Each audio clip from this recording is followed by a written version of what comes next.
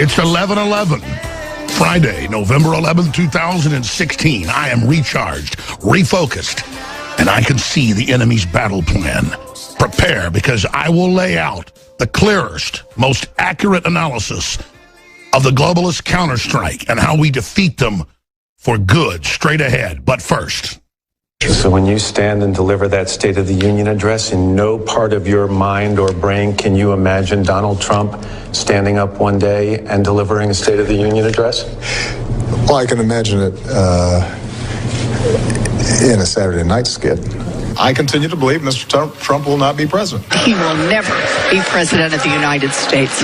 Donald Trump will never be elected president of the United States. Now, Donald Trump is not going to become president of the United States. Donald Trump is not going to be president of the United States. However respectful of the fact that the people have not voted, he's not going to be president of the United States. Donald Trump is not going to be president of the United States. Let's be clear. Donald Trump will lose the election. I have one thing to say, one thing only, and that is that this race is over. I think Donald Trump will be the nominee and will lose badly. No one's going to be happier than President Obama when Trump loses.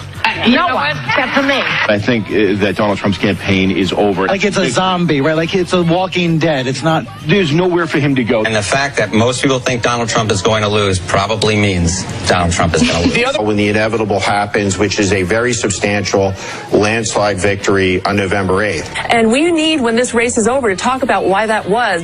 I personally think this race is over. To me, this race is over. Politico's latest survey of political insiders agrees, quote, Clinton will crush Trump in November. Well, at real Donald Trump, at least I will go down as a president. No. You were never a real president. You were a globalist operative installed. This is the return of the republic. We have a beachhead now in Washington that's been captured by the globalists. And if President-elect Trump acts like a true American, he will be able to drain that swamp. But understand something. The crocodiles, the sharks, the grindals that live in that swamp are not going to let him do it without trying to take him and us out with him. He cannot make deals with them. He must prosecute Hillary and the other top criminals. He must remove Paul Ryan, who's been caught in the WikiLeaks with Hillary. He's done if Trump moves against him. Trump, in his first 6 months to a year, has the Arthurian sword he's pulled from a stone. And I'm going to say this again.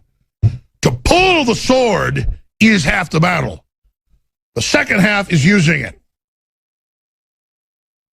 He's the president. We've been occupied by foreign outside powers. It is not authoritarianism to say that if he has to encamp the U.S. military in Washington to arrest these people and bring them before juries or kick the foreign operatives out, he has to do it. We are under espionage attack. Russia kicked the Soros group out. Soros must be arrested. And the people are behind Trump. Now, Trump's playing nice with them right now because he's not in power yet, and he's in the maximum danger of the next 70 days. Maximal danger. He is a major vector target right now, attack vector. They are coming at him from every side. And I'm here to tell you, the best sign I saw was him not telling the mainstream media when he was leaving Washington or where he was going or when he was leaving New York and just totally ignoring them. That's a good sign because that's not media. That's globalist, occupied enemy forces of disinformation and America hate that are absolutely discredited and hated. And he needs to support the new independent media, which is going to continue expanding regardless, and point out it's real and totally ignore them and draw a demarcation line. Because we see the evidence. They're only intensifying their attacks right now. Thank God they're so arrogant. Don't look at me, Winston, and see the black circles around my eyes and see how ugly and weak I am, expressing myself and dying, and I torture people 18 hours a day, and I have a horrible life. That's the beauty of the satanic evil of the priest of power, ripping apart humanity. We're here to hurt humans. We're here to suck your guts out. We now take you live to the Central Texas Command Center and the heart of the resistance. That sounded pretty extreme a couple months ago, and I read from 1984 and basically paraphrased a little bit of the end there about how the priest of power, Satanists in government, want to hurt themselves, hurt you, and hurt everybody else. But then you get the WikiLeaks, and it's all about keeping us poor, hurting us, hating each other, and you guessed it, Satanism. This is what really goes on in the world, folks. This is what's happened in every culture, in every civilization when decadence hits a certain bottom level. And it appears worldwide that we have gone to the bottom of this particular mine shaft, this particular trench, this particular gateway to hell, and maybe trying to scrabble up towards the surface. But if people say, Alex, be more happy about this election, we've hit bottom, hopefully. We're now trying to go back to the surface. And I've never been some deep sea diver, but I've been 80, 90 feet down and can't get water out of my mask. And start to panic and just relax and just kick your fins and go back to the surface. And I feel like we're trying to get back to the surface. But I'll be honest, I don't know how much water is on top of us. I don't know how deep we went. Do you? Just what I know of is super deep, super dangerous. And let's be honest, it's always worse than I thought, isn't it? My only mistake is that it's almost always worse than Jones thinks. I am sickened by how on target I've been so far.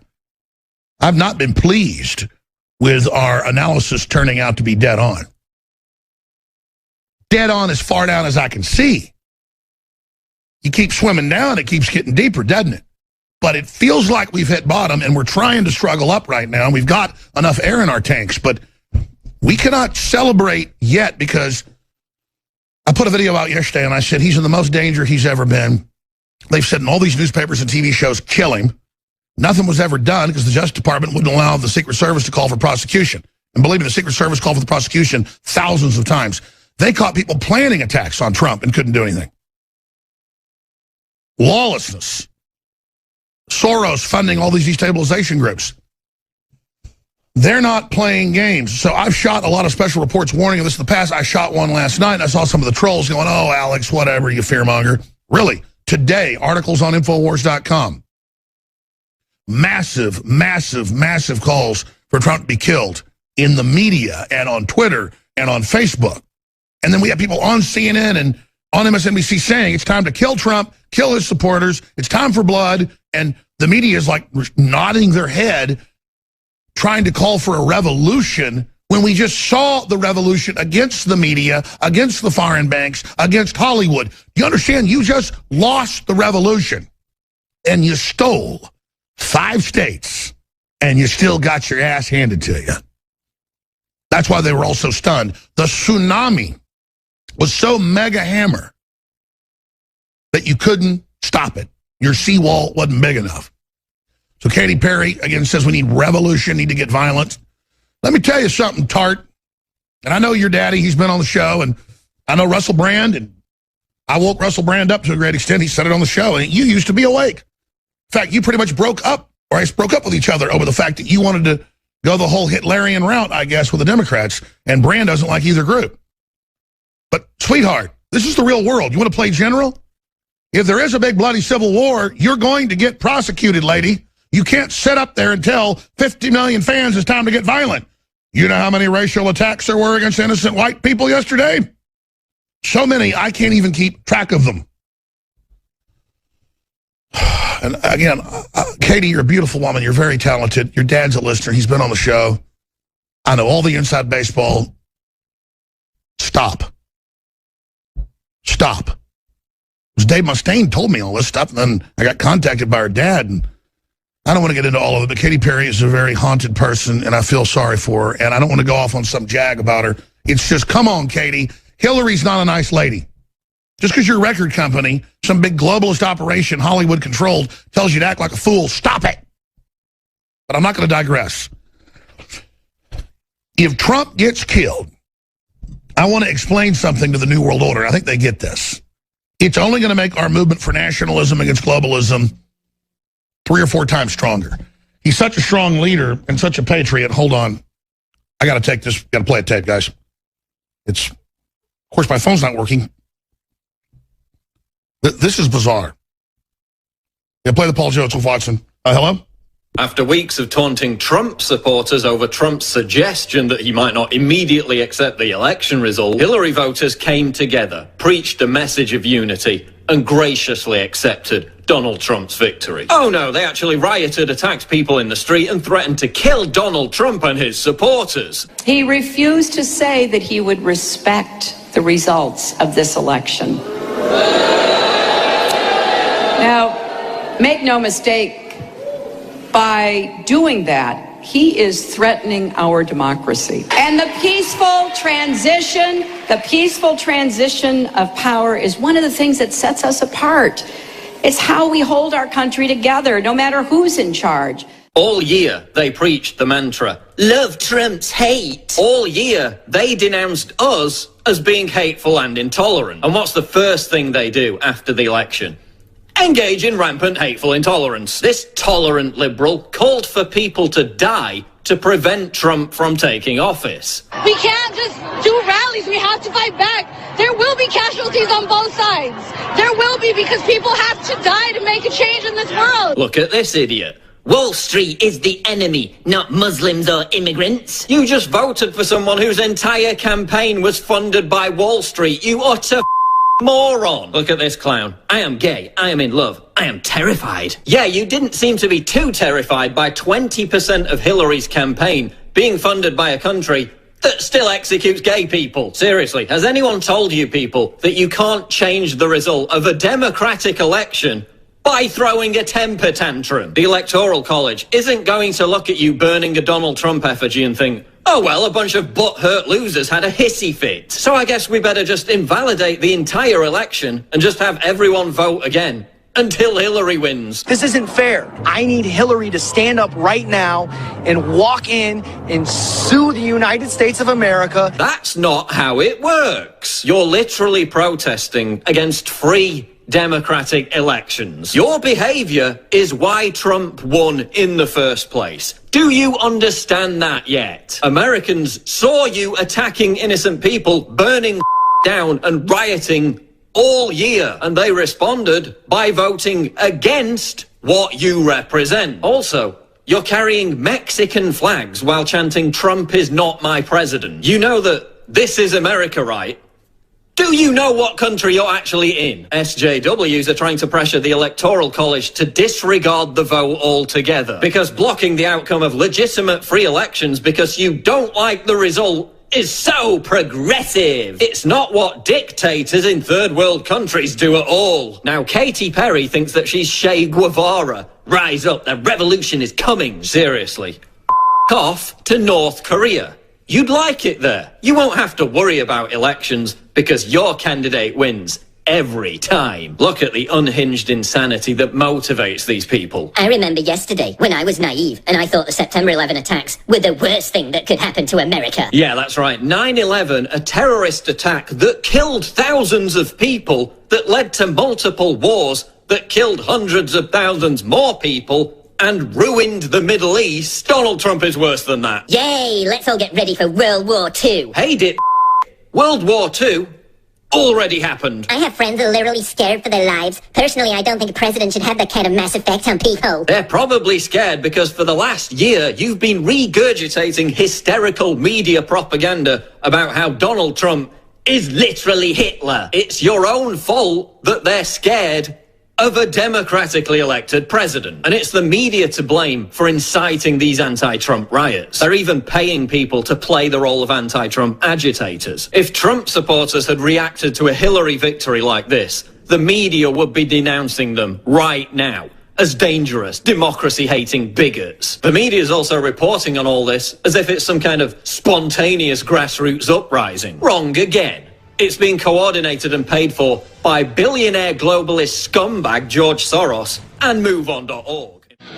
It's crazy. I got so excited when I saw who was calling me that I was like trying to do the swipe to answer it. And it wouldn't work because I was so excited. Only if you were that excited. It's like in the horror movie, you're trying to get your key in the car to start it when the monster's coming after you. But you're so excited you drop the keys. Well, this is the opposite. So exciting I couldn't even get the thing swiped properly. I tell you, the Twilight Zone nature of my life has certainly gone into beyond bizarre. But I'm just going to stop right there. We should obviously have some interesting news for folks by this evening. And over the weekend, you'll want to stay tuned to Infowars.com. I'll just leave it at that for you. And again, not bragging about Infowars. I'm bragging about you. They did the numbers last night, and I've been saying 75 million tuned in the last week just on Facebook and Twitter and our own internal videos and YouTube. I'm sorry, Zimmerman is doing the numbers right now to finish it up, but it was right around 90 million last night when I left at about 7 o'clock. 90 million people in the last 7 days just on videos.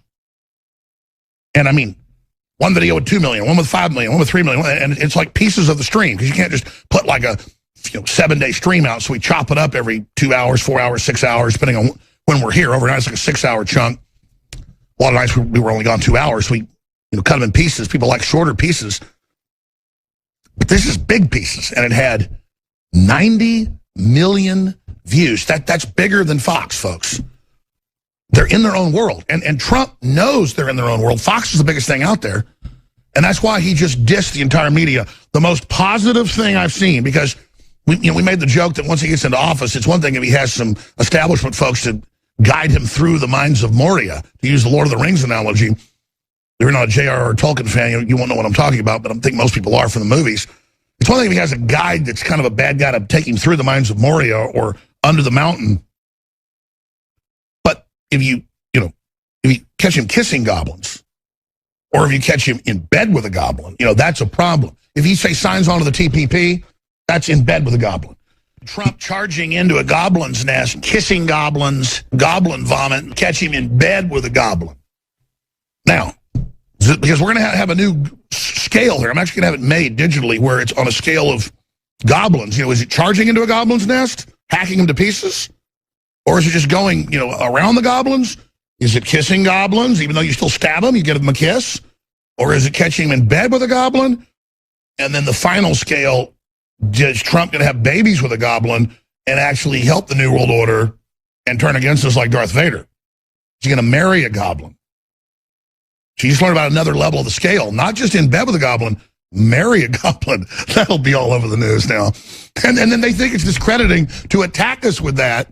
And then all it does is make everybody love us that more. See, they in the WikiLeaks were saying, let's push Trump because he'll discredit the whole GOP. And then if he becomes the nominee, we'll be able to defeat him. Now, pretty soon they figured out, no, he's actually popular. He's going to destroy us within a few months. So they changed all that. Too late. He got the nomination, and then he defeated Hillary, who tried to steal the election in a landslide. And now Wolf Blitzer is whining and bitching like someone robbed him.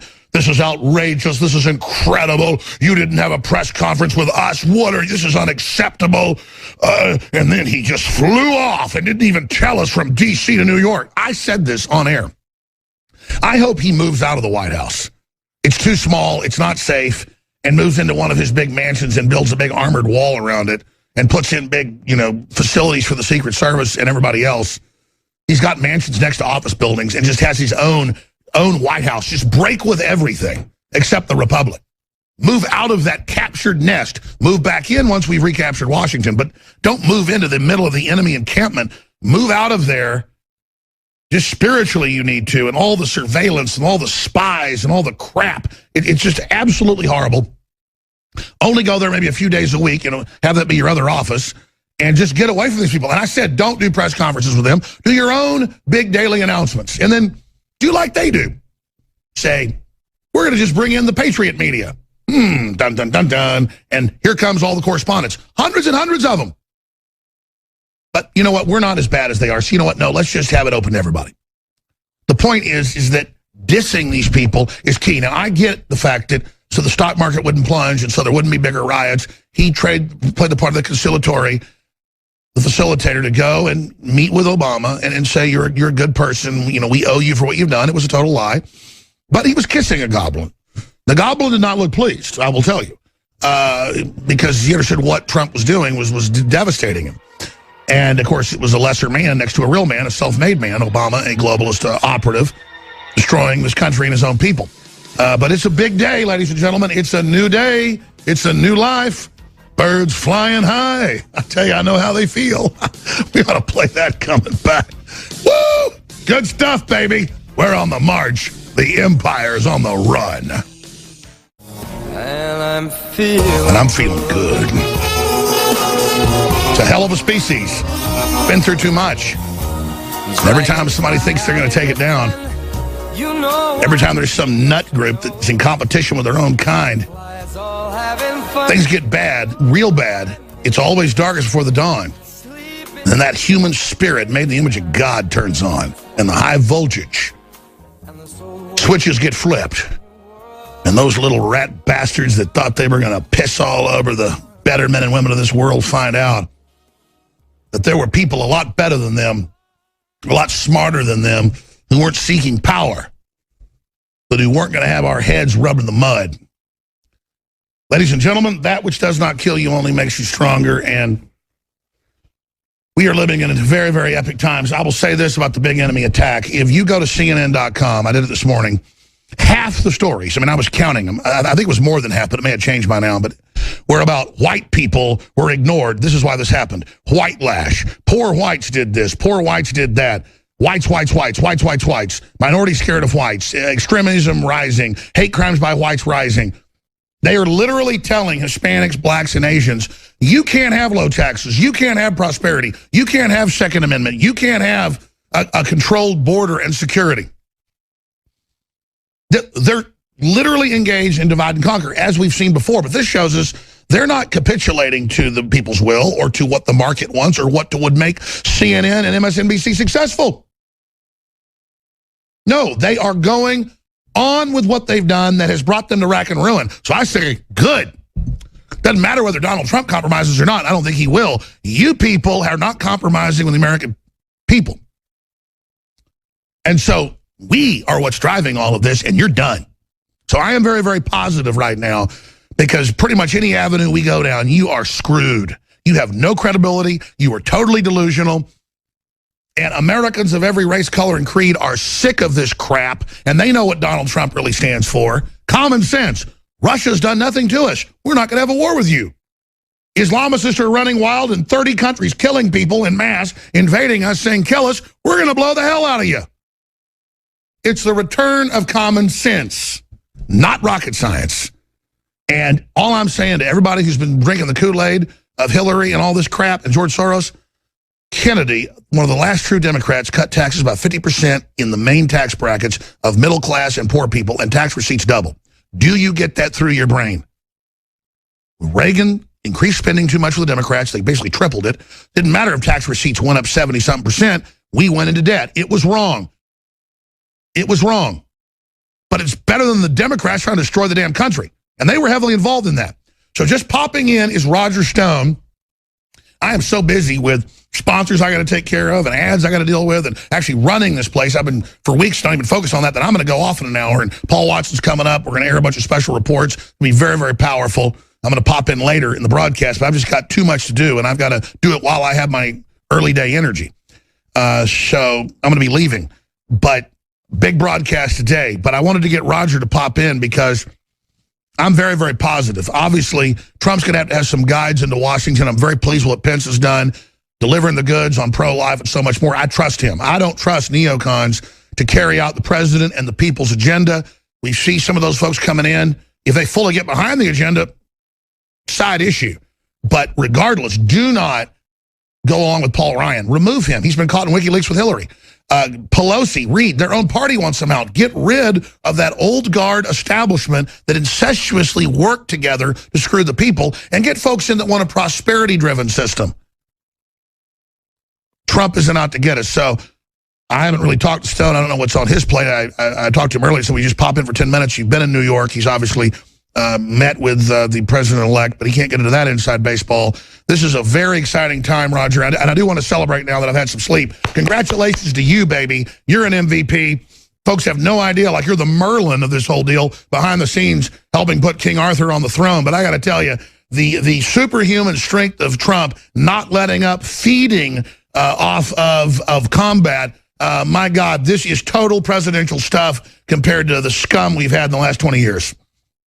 Well, Alex, first of all, it's great to be back with you. I spoke to President-elect Trump last night at some length on a broad variety of topics, and I'm not really at liberty to discuss that. But let me just say that he is, first of all, very grateful to the Infowars.com audience. He knows that you are the centerpiece of the resistance. He knows that he has gotten a better treatment here than from anyone in the mainstream media, and he is very grateful and very thankful for your support and the support of your audience. Secondarily, he is, I think, trying to get his head around some of the extraordinary national security. Yeah, let's be clear. He's got a lot of stuff going on. In fact, I'm quite embarrassed that he's actually reached out to already say thank you. I mean, this is crazy what he's doing. And now I'm told he's working 18 hours a day still. I'm kind of actually worried about him at 70. Is this Superman? No, look, and I told him this. At the end of the day, he is the one who won this. His enormously energetic sprint, the final 2 weeks of this campaign, was almost superhuman. This reminded me of Harry Truman, who jumped on a train and went from one coast to the other, doing 4 stops a day until he could no longer speak and pulling out an upset. Trump put forward a Herculean personal effort here. And at the end of the day, Alex, I think he won despite his campaign.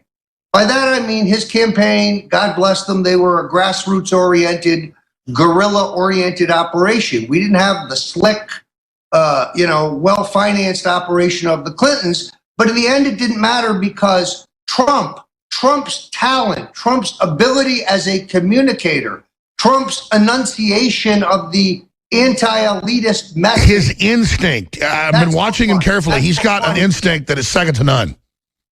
Now, the other thing I can tell you is there are many, many people in the political establishment advising him not to allow the prosecution of Hillary Clinton, Bill Clinton, presumably Chelsea Clinton, for their crimes. I personally think that's an enormous mistake. Either we are a nation of laws, or we are a nation of men. Which is it? There has to be one standard. If David Petraeus can be prosecuted, then Hillary Clinton must be prosecuted. Stone, let me jump in here, and I totally agree with you. My advice to Trump is this. A, it's what you said you'd do.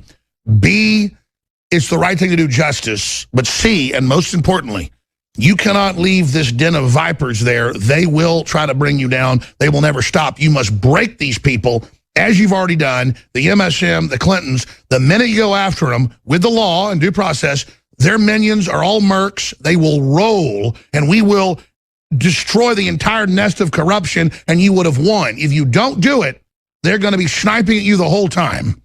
He cannot take his foot off their throat. That's it. Now. He's beaten them against enormous odds. When now, King David, I'm going to interrupt again. You're absolutely on target. When King David, with that stone, hit Goliath while he was praying, he prayed, God, make me aim true. Nobody could beat the Goliath. He only knocked Goliath out. If he would have hesitated, not taking Goliath's sword and chopped his head off, Goliath would have gotten up and strangled him. King David must raise the sword, correct? Absolutely. I think this is why I say lock her up needs to continue to be our watchword. And by the way, you challenged me. I took away the 2016. It's over. I am announcing it. We're designing it today. You're absolutely correct. We are launching. It'll be here in 1 week. I just did it. We talked some more. We are launching, ladies and gentlemen, the Hillary for Prison 2017 limited edition shirt. It'll be available by this afternoon in pre-order at InfoWarsStore.com. Sorry, sir. We are, I think, at a key point where former Mayor Rudy Giuliani yesterday on Fox summed this up. This is not a decision for the president. This is a decision for the grand jury. This is a decision for a career, unbiased, non-political prosecutor to look at the totality of the Clinton Foundation and the pardons and 100 other issues that the Clintons have enriched themselves by breaking the law and determine whether there is, in fact, a criminal indictment there. The other issue here, Alex, is, of course, the outstanding issue of the 680,000 emails on the Wiener Abedin server. So when the FBI director says we've reviewed them and there's nothing there, my sources in the Congress, who have seen all of them, my sources in the NYPD who have seen all of them tell me that there is open and shut evidence of treason, corruption, sexual exploitation, and worse. And we have the earlier WikiLeaks where they're with Obama saying, we've got to cover this up, our illegal emails. We have them. We have them. We have them in gun sites ready. So there can be no reprieve here. This is going to be very important, but I can already see the siren song of the political establishment calling on the president to give the Clintons a pass in order to heal the country and unite. This is nonsense. These are asps. They will bite you. Well, here's the good news. The president can't give a 360 pardon from what I've read in jurisprudence. And so even if Obama gives him one, there's so many thousands of crimes, prosecutors afterwards, doesn't matter, new investigations, new crimes. Well, I would argue that under the Nixon precedent, Obama could, in fact, pardon the Clintons for any and all crimes they may have committed. And if that happens, that's a legal process. But the foundation's an ongoing crime. The foundation's an ongoing crime. She still will have accepted a pardon, which is essentially the admission of a crime. The Clinton Foundation is going to dry up. Who in God's name would give them a penny to stick in their pockets now? Who? I agree. I mean, thank you, Roger, for coming on. Any other points that are key to add? Listen, nobody's perfect. This is so complex. I can't believe he's working 18 hours a day. I'm so impressed. The media is going to try to, here's the new attack. They're going to now attack us on our strength, liberty, and the fact that we don't falter or waver. They're going to claim he isn't 100% delivering. We have to wait and see and give him time to even get in. We have to worry about assassination, which the media is pushing. So don't let them start claiming, oh, he's bringing in neocons, or oh, he's doing or that. Donald's shown he does what he wants. The point is, it's delivering, building the wall, cutting the taxes, standing back and letting prosecution take place. That's what we're waiting for once he's president. In the next 70 days, total defense of Trump, absolute promotion of what he pushes for, and keep fighting. Keep fighting and exposing MSM. Wasn't it genius to ignore the press corps and not tell them where he was going or what he was doing? Yeah, I think CNN is going to have a very hard time getting him on the phone. I think the New York Times is going to have a very hard time getting him on the phone. I think he's wise to ignore them. But, Alex, let me also say, any of the names you see floated out there for various positions, whether it's Chris Christie or Rudy Giuliani or Jamie Dimon for Treasury. It's all bull. It's all bull. There's the worst idea I've ever heard my entire life. It's all that's not true. It is self-promotion in most cases. You should not read anything into that. No decisions are made. No lists are made. It's wildly premature. So when the Washington Post reports a piece by Robert Costa saying that Corey Lewandowski is under consideration for chief of staff, no, he is not. That's a plant. That is not true. There is zero chance that will happen. That's right. Lewandowski is now a CNN turncoat operative. Well, this is the same guy who planted a fake story at the Washington Post that he was in charge of the vice presidential selection process, which he was not. So you see a lot of self-promotion. You see the Washington rats all trying to board the ship. The watchword today is, I was with you the whole time. Anybody who says that was not with you the whole time. Well, my listeners were with the fact that Trump was a patriot and the elite were against him. And I was a little fly on the wall in the meeting where what really brought down Lewandowski came out. And I knew Lewandowski was going down. So I know the inside baseball. And it's not some pissing contest with Lewandowski. He's really a bad person. And I want to salute the individual that helped bring him down. And just, thank God there's patriots around Trump protecting him. And listen, nobody's smart enough or has enough eyeballs or brain cells to keep track of something this complex. The fact is the enemy hates Trump. That's why you know he's good. And we're going to give him massive benefit of the doubt until he gets into office. But remember, folks, the number one threat from my gut, and you see him in the news, is them trying to kill Trump. Don't you agree, Roger? That's the maximum threat right now? Look, I pray for his security. I've written a book on the Kennedy assassination. I wrote a book on the Bushes, which has what I think is the true story of the attempted Reagan assassination. The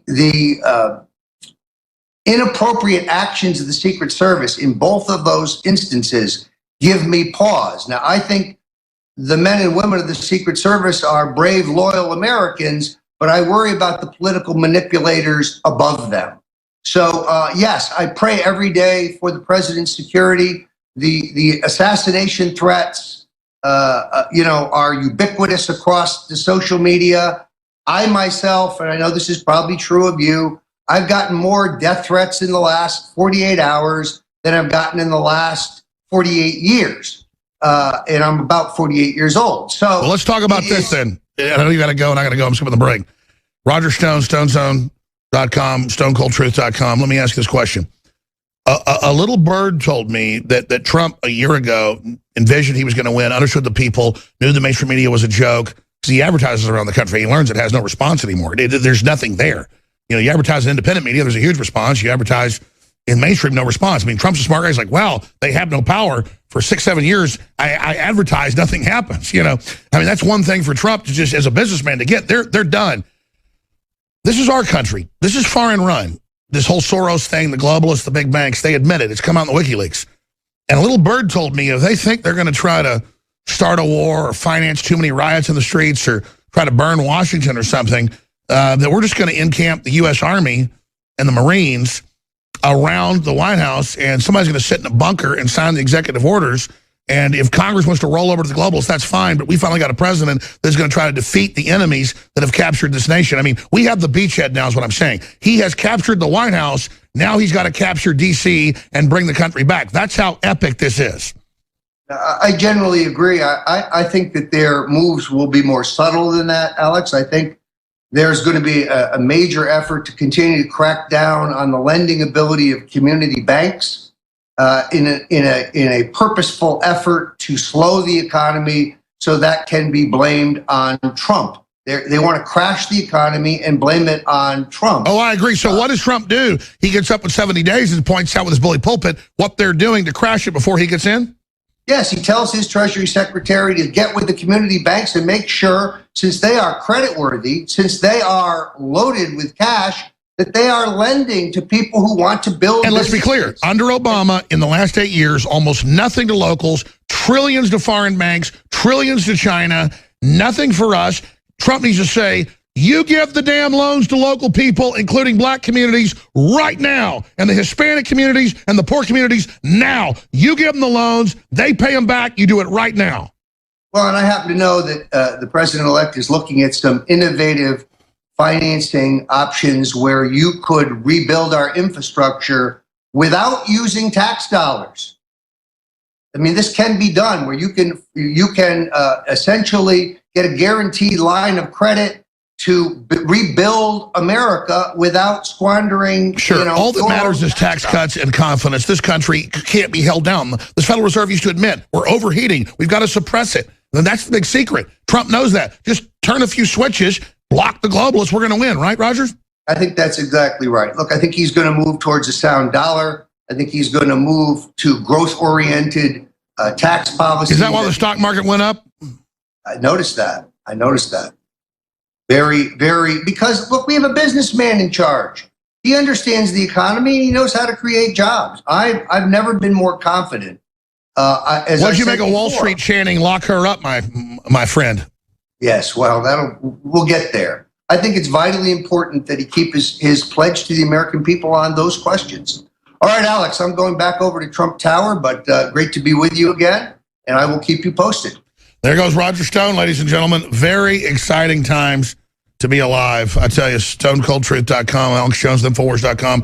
I've done 53 minutes of this broadcast and have not once even sat here and said support us. And that's why I've had to go off air here, because I've got ads for advertisers to cut that are a month behind. I've got bills to pay, contracts to sign, satellite deals. I mean, I got a lot of crap going on, a lot of good stuff. But I mean, it's just by the time I see on there like 3 or 4, I'm like a zombie and can't make these business decisions. It's weird. I can still do radio and TV forever, but when it gets to business, I've got to really figure out how to fund this thing. So I want to just encourage everybody, if you want to see the main attack ship in this fight turn into 3 or 4 ships and really run the tables on these people, we've got amazing products everybody needs at InfoWarsStore.com. We got free shipping throughout at least today or tomorrow. We're selling out of so much stuff. I didn't order enough stuff thinking the sale wouldn't be that big. So it's going to have to end one way or the other. But Take advantage of it. Free shipping store-wide. 30% off Super Male Vitality. 30% off X2, the good halogen. 30% off DNA Force. Wow, that's a big deal. 30% off Living Defense. 30% off Lung Cleanse. 30-40% off all the high-quality storable foods. That's a big deal. We just extended that out. Our great supplier, My Patriot Supply, has decided to do that because they're so excited as well. InfoWarsStore.com is the main site. Sub-sites to go to the nutraceuticals or supplements to get your probiotics or your vitamin mineral fusion fruit punch, your bio PCA for the hair and nails, or knockout sold out. Well, they told me it was sold out. It's still up there. The BioTrue Selenium, Liver Cleanse, Oxy Powder, Prostate Guard, Anthroplex. It's just the dry version of the Super Male Vitality. It's all there. InfoWarsLife.com or call toll free 888-253-3139. 888-253-3139. And that runs right through the weekend. So again, to all the viewers out there, if you want to be part of the next level of the take back of America and the world for free market, true open societies, notice Soros names his group the Open Society because he's the opposite. This is the real renaissance. This is the real freedom. We've broken the back of the enemy. We have taken action to the next level. History is unfolding now. And it is not corporate sponsorship that funded this. It was you, the listeners and viewers, that took action. So I want to encourage you. Go to InfoWarsStore.com right now and take advantage of store-wide free shipping, at least for the next 24 hours. And while supplies last, 30-40% off products across the board, like non-GMO heirloom seeds, water filtration systems, super cutting-edge supplements, storable foods, and so much more. On apparel, it's 50 to 15% off, depending on which piece of apparel it is. Because I do the Made in America thing, and we make almost nothing on that because it costs so much to do because of how unfair things are. So we can't go more than 15% on Made in America because we're only making like 30% on it. Made in Mexico, made in Venezuela, made in wherever, places like Honduras. Yeah, we can give you 50% off on that because the shirt costs us $5. Made in America, like $12, $13. Some of the more designer stuff, $25. But it's all there. InfoWarsStore.com or call toll free 888-253-3139. I'll be doing special broadcast tomorrow. I'll be obviously back to Sunday, 4 to 6 p.m. We've got a bunch of compilations of the best of the last week coming up in the next hour. Clips of my famous interview with Donald Trump because he kept all his promises. I will not disappoint you. Boy, didn't he? He did absolutely deliver. And then Paul Watson, the absolute Arthurian warrior from Albion, will be joining us. And then we are also going to have a big excerpts, big analyses of the secret of why Trump, one, hasn't aired yet, shot it last night, the threat against his life, what's happening there, and so much more. That's going to air in the 4th hour with David Knight hosting about 20, 30 minutes of it. It'll be breaking news and analysis, but a lot of it is going to be tapes I shot last night while I was on fire. It's all up on Infowars.com. Will they kill Trump before the inauguration? I said that last night. There was just a flotilla of articles today saying, kill him now. So this is the crazy town level to which we've reached. But we haven't gotten to the riots all over the country. The story linked on DrudgeReport.com is an InfoWars story. High school girl viciously attacked for supporting Donald Trump by black folks. This is just attacks all over the country. You go to CNN, though, it's white people are attacking black people. And that means some operative of the government burned it 1 foot across in somebody's yard, totally made up. All the church burnings are out to be fake. The black stripper being raped by the lacrosse team, fake. It's all financed. It's all fake. I mean, if it was real, I'd report it. Let's say this. It's as rare as finding an Easter bunny at Christmas, okay? Because most white people are in a catatonic state totally guilty. Back when the Klan was running around doing bad stuff, it was like 2% of the population in the South. Just face it, folks. When you're walking down an alley at night in a minority neighborhood, you see a white guy, are you afraid you're going to get attacked? It's because statistically it's not happening. And it's happening everywhere. They admit it. It's like 100 and something times more likely if you're white to be attacked by a black person. And it's a minority of blacks doing it, but still, crime's rare. But in that group, the media sells it like it's okay. Just like in the 50s, most racial attacks were the KKK against blacks because it was culturally acceptable. We have to make it unacceptable. Stay with us, Infowars.com. Spread the word. They hate that site. You've been spreading it. It's been destroying them. Alex Jones here, back live. Bunch of special reports coming up. Donald Trump in the next segment. But I wanted to mention this because it's so sea change. Unacceptable. Wolf Blitzer rebukes Trump for breaches in press protocol. And he just said how horrible it is, that it's unacceptable. They have to fix it. The White House Correspondents Association deeply concerned that he isn't telling them everywhere he goes and what he does so they can sycophantically run around behind him. This is a bunch of arrogant nobodies from bad families on average, literally. I don't know why it is. Like, you research these journals, they just have horrible families, horrible people, no success, just the sons and daughters of con artists, criminals, murderers, filth, trash, garbage, just you name it. It's true. They don't build anything. They just parasite around, butt kiss around.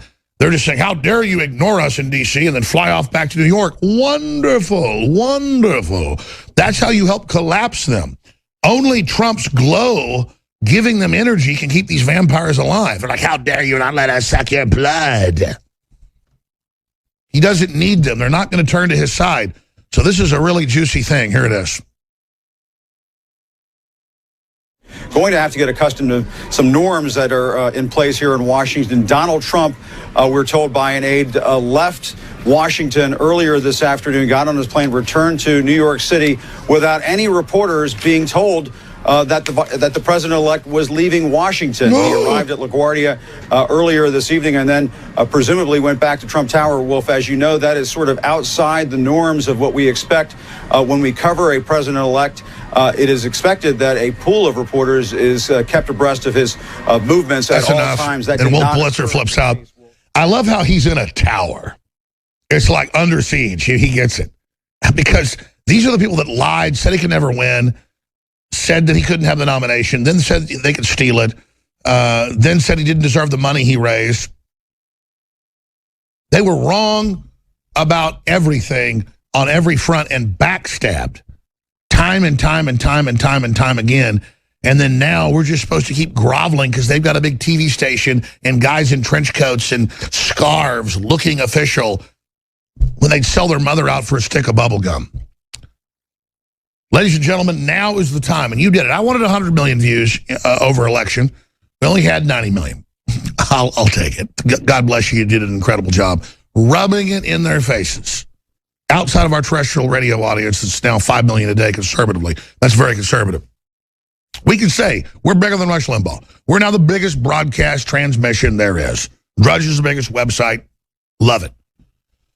It's not about who's the biggest. The point is that our message of freedom is the most popular. And that's why now, if you will actually convert the listenership to supporting us, you'll see this grow just like we promised you on TV and radio and dominating and taking America back. We've got the beachhead now. If you'll support us, buy your war bonds, become a PrisonPlanet.tv member, go get the free app at Infowars.com/app or app. And it has news feeds and audio and video feeds. If you sign up and get InfoWars Prime, we just launched 2 days ago, at Infowars.com/app, you will get what we're doing every day. All of our reporters, our correspondents, myself, doing live, special reports, original, produced reports, rants, special events, and more. $4.95 a month. It's half off right now, or $44 a year if you want to buy the yearly membership. And it gets notifications, emergency notifications, available on App Store and Google Play right now, $4.95 a month. Infowarsstore.com has a link to it as well, Infowars.com/app. This is the new media. This is like a new YouTube because we've already got like 15 people on there that can upload videos and original articles and content. We're going to start adding people like Millie Weaver, one of our great reporters. We're going to add other reporters that we've had here in the past and correspondents and other people that want to reach out to our audience. And then we're going to take the most powerful reports off that and put them on our Facebook, put them on our YouTube, put them on this broadcast, and just magnify all of that. I want to get hundreds of correspondents across the country where with an iPhone or a Droid, they have the power of a network that can't be censored by Google or Facebook and upload or stream live to reach the world. And it's got community. We're going to add a lot more to it. Check it out at Infowars.com/app. Donald Trump, again, joins us. And I've got so many questions. But first off, Donald, thank you for joining us. Thank you, Alex. Great to be with you.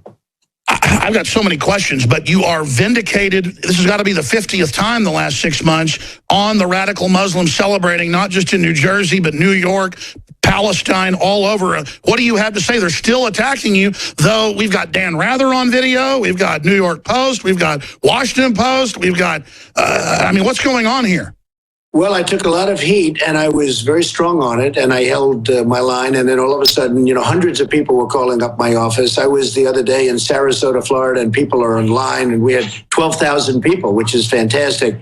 And the people were saying, many of the people from New Jersey, 4 or 5 people said, Mr. Trump, I saw it myself. I was there. They talked about Patterson, but they said, I saw it myself, Mr. Trump. I was there. So many people have called in, and on Twitter, @RealDonaldTrump, they're all tweeting.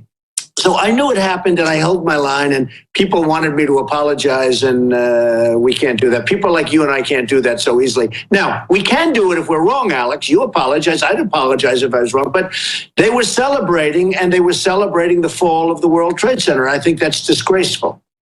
It is. And that same week you were reporting on that fact, we had 2 different international football games, soccer games, with the Turkish fans and others during the moment of silence for the dead people in Paris, chanting Allah Akbar and booing. So did that not happen too? Well, that happened, and everybody saw it. That was a week ago, and the players were out on the field, and they couldn't believe it. They were embarrassed. They didn't know what to do. The coach and the managers, they all apologized, but it happened. Look, we have to deal with reality. And, it all started because I said we need surveillance. We need proper surveillance. We have people that truly are evil, and they're coming from someplace, and sort of where they're coming from, at least the vicinity. And I said, we need proper surveillance, whether it's a mosque or any place else. We have to be surveilled, and we have to see what's coming at us, because we're not going to have a country anymore. Between the weak borders that we have, the pathetic and weak borders where politicians are afraid to do anything about it, between all of what's happening with radical, you look at what's going on. You have a president that doesn't even want to talk about the radical Muslim stuff. He doesn't want to mention the word. He doesn't want to say it. But you look at what's happening where we have a president that's over there celebrating global warming and trying to get everybody excited about global warming, like that's our number one problem. He considers that to be our number one problem. And our number one problem is what's going on where they want to blow up our cities and they want to blow up our country. That's our number one problem. You said months ago, bomb the oil of ISIS, and the mainstream media laughed because you said the sky was blue again. Now the Pentagon says that's the right thing to do. And now you've come out saying, quote, it looks like that Turkey's on the side of ISIS, close quote. Well, that the next day the Russians released satellite photos documenting that there are literally thousands of trucks coming up to the border at these huge terminals connected to Erdogan, the president's son, making billions of dollars total off of this. Again, you're in trouble for saying the sky is blue.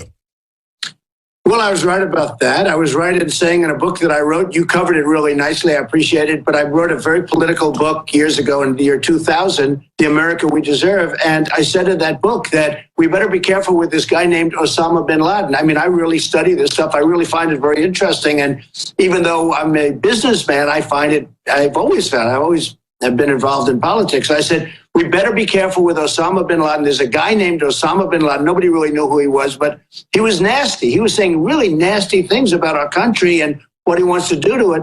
And I wrote in the book 2000, 2 years before the World Trade Center came down, I talked about Osama bin Laden. You better take him out. I said, he's going to crawl under a rock. You better take him out. And now people are seeing that. They're saying, Trump predicted Osama bin Laden, which actually is true. And then 2 years later, a year and a half later, he knocked down the World Trade Center. And I talked about terrorism in that. That was before terrorism as we know it today. I said, we better be careful. That's going to happen. It's going to be a big thing. And it certainly is a big thing. So with the oil, and I'm glad you brought it up, but as you know, for 3 years, I've been saying you better take out the oil, because if you don't take the oil, it's going to be a problem. So we shouldn't have been in Iraq. But once we got there, the way we came out was horrible. And I said, take the oil. Then we didn't take the oil. So ISIS got the oil. And as you know, Iran is getting the oil because Iran is going to take over all of Iraq. The more I research what you've actually said and done, it's amazing. You were the only leading American figure who openly said, do not go to war in Iraq. They had almost, 90% votes in Congress for it, bipartisan. You said, don't do it. Iran will take over. You said, I mean, look, you can say that today, and everybody can say that, but you said that in 2001, 2002, 2003, when it was very unpopular because you've done your research and had good advisors. How did you know that when almost no one else did? Well, first of all, I'm the most militaristic person there is. I'm going to build if I win, I'm going to make our military so strong, so powerful that nobody's going to mess with us. We're going to take care of our vets and all of that. But I have to tell you, you have to know if you're going to go to war, you have to do it properly and you have to know what to do. I viewed it as this. Iran and Iraq were the same in terms of strength. And they're constantly fighting. That's all they do is they fight, right? They go to war all the time and they'd move 10 feet left, 10 feet right, 10 feet left, then they'd rest. And then they'd start it again 4 years later. This has been going on for forever. And this is the way it is. I said, if you take out Iran or if you take out Iraq, either one, you're going to destabilize the Middle East. Well, we took out Iraq. And by the way, Iraq has the second largest oil reserves in the world. People don't even know that. So we gave, incredible. We took out Iraq. I said, you're going to destabilize. Well, and I said, and you'll know this, and you know this, and I appreciate what you just said, then Iran is going to come in and Iran is going to take over Iraq.